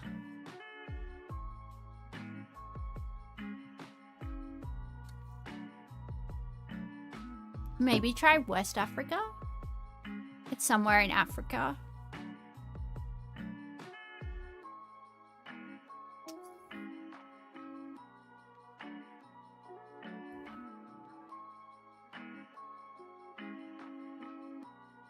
West or South Africa? Interesting. Well, I've got no idea, so if anyone wants to chuck a country at me, if anyone wants to throw a country at me, Mauritius? We'll try Mauritius.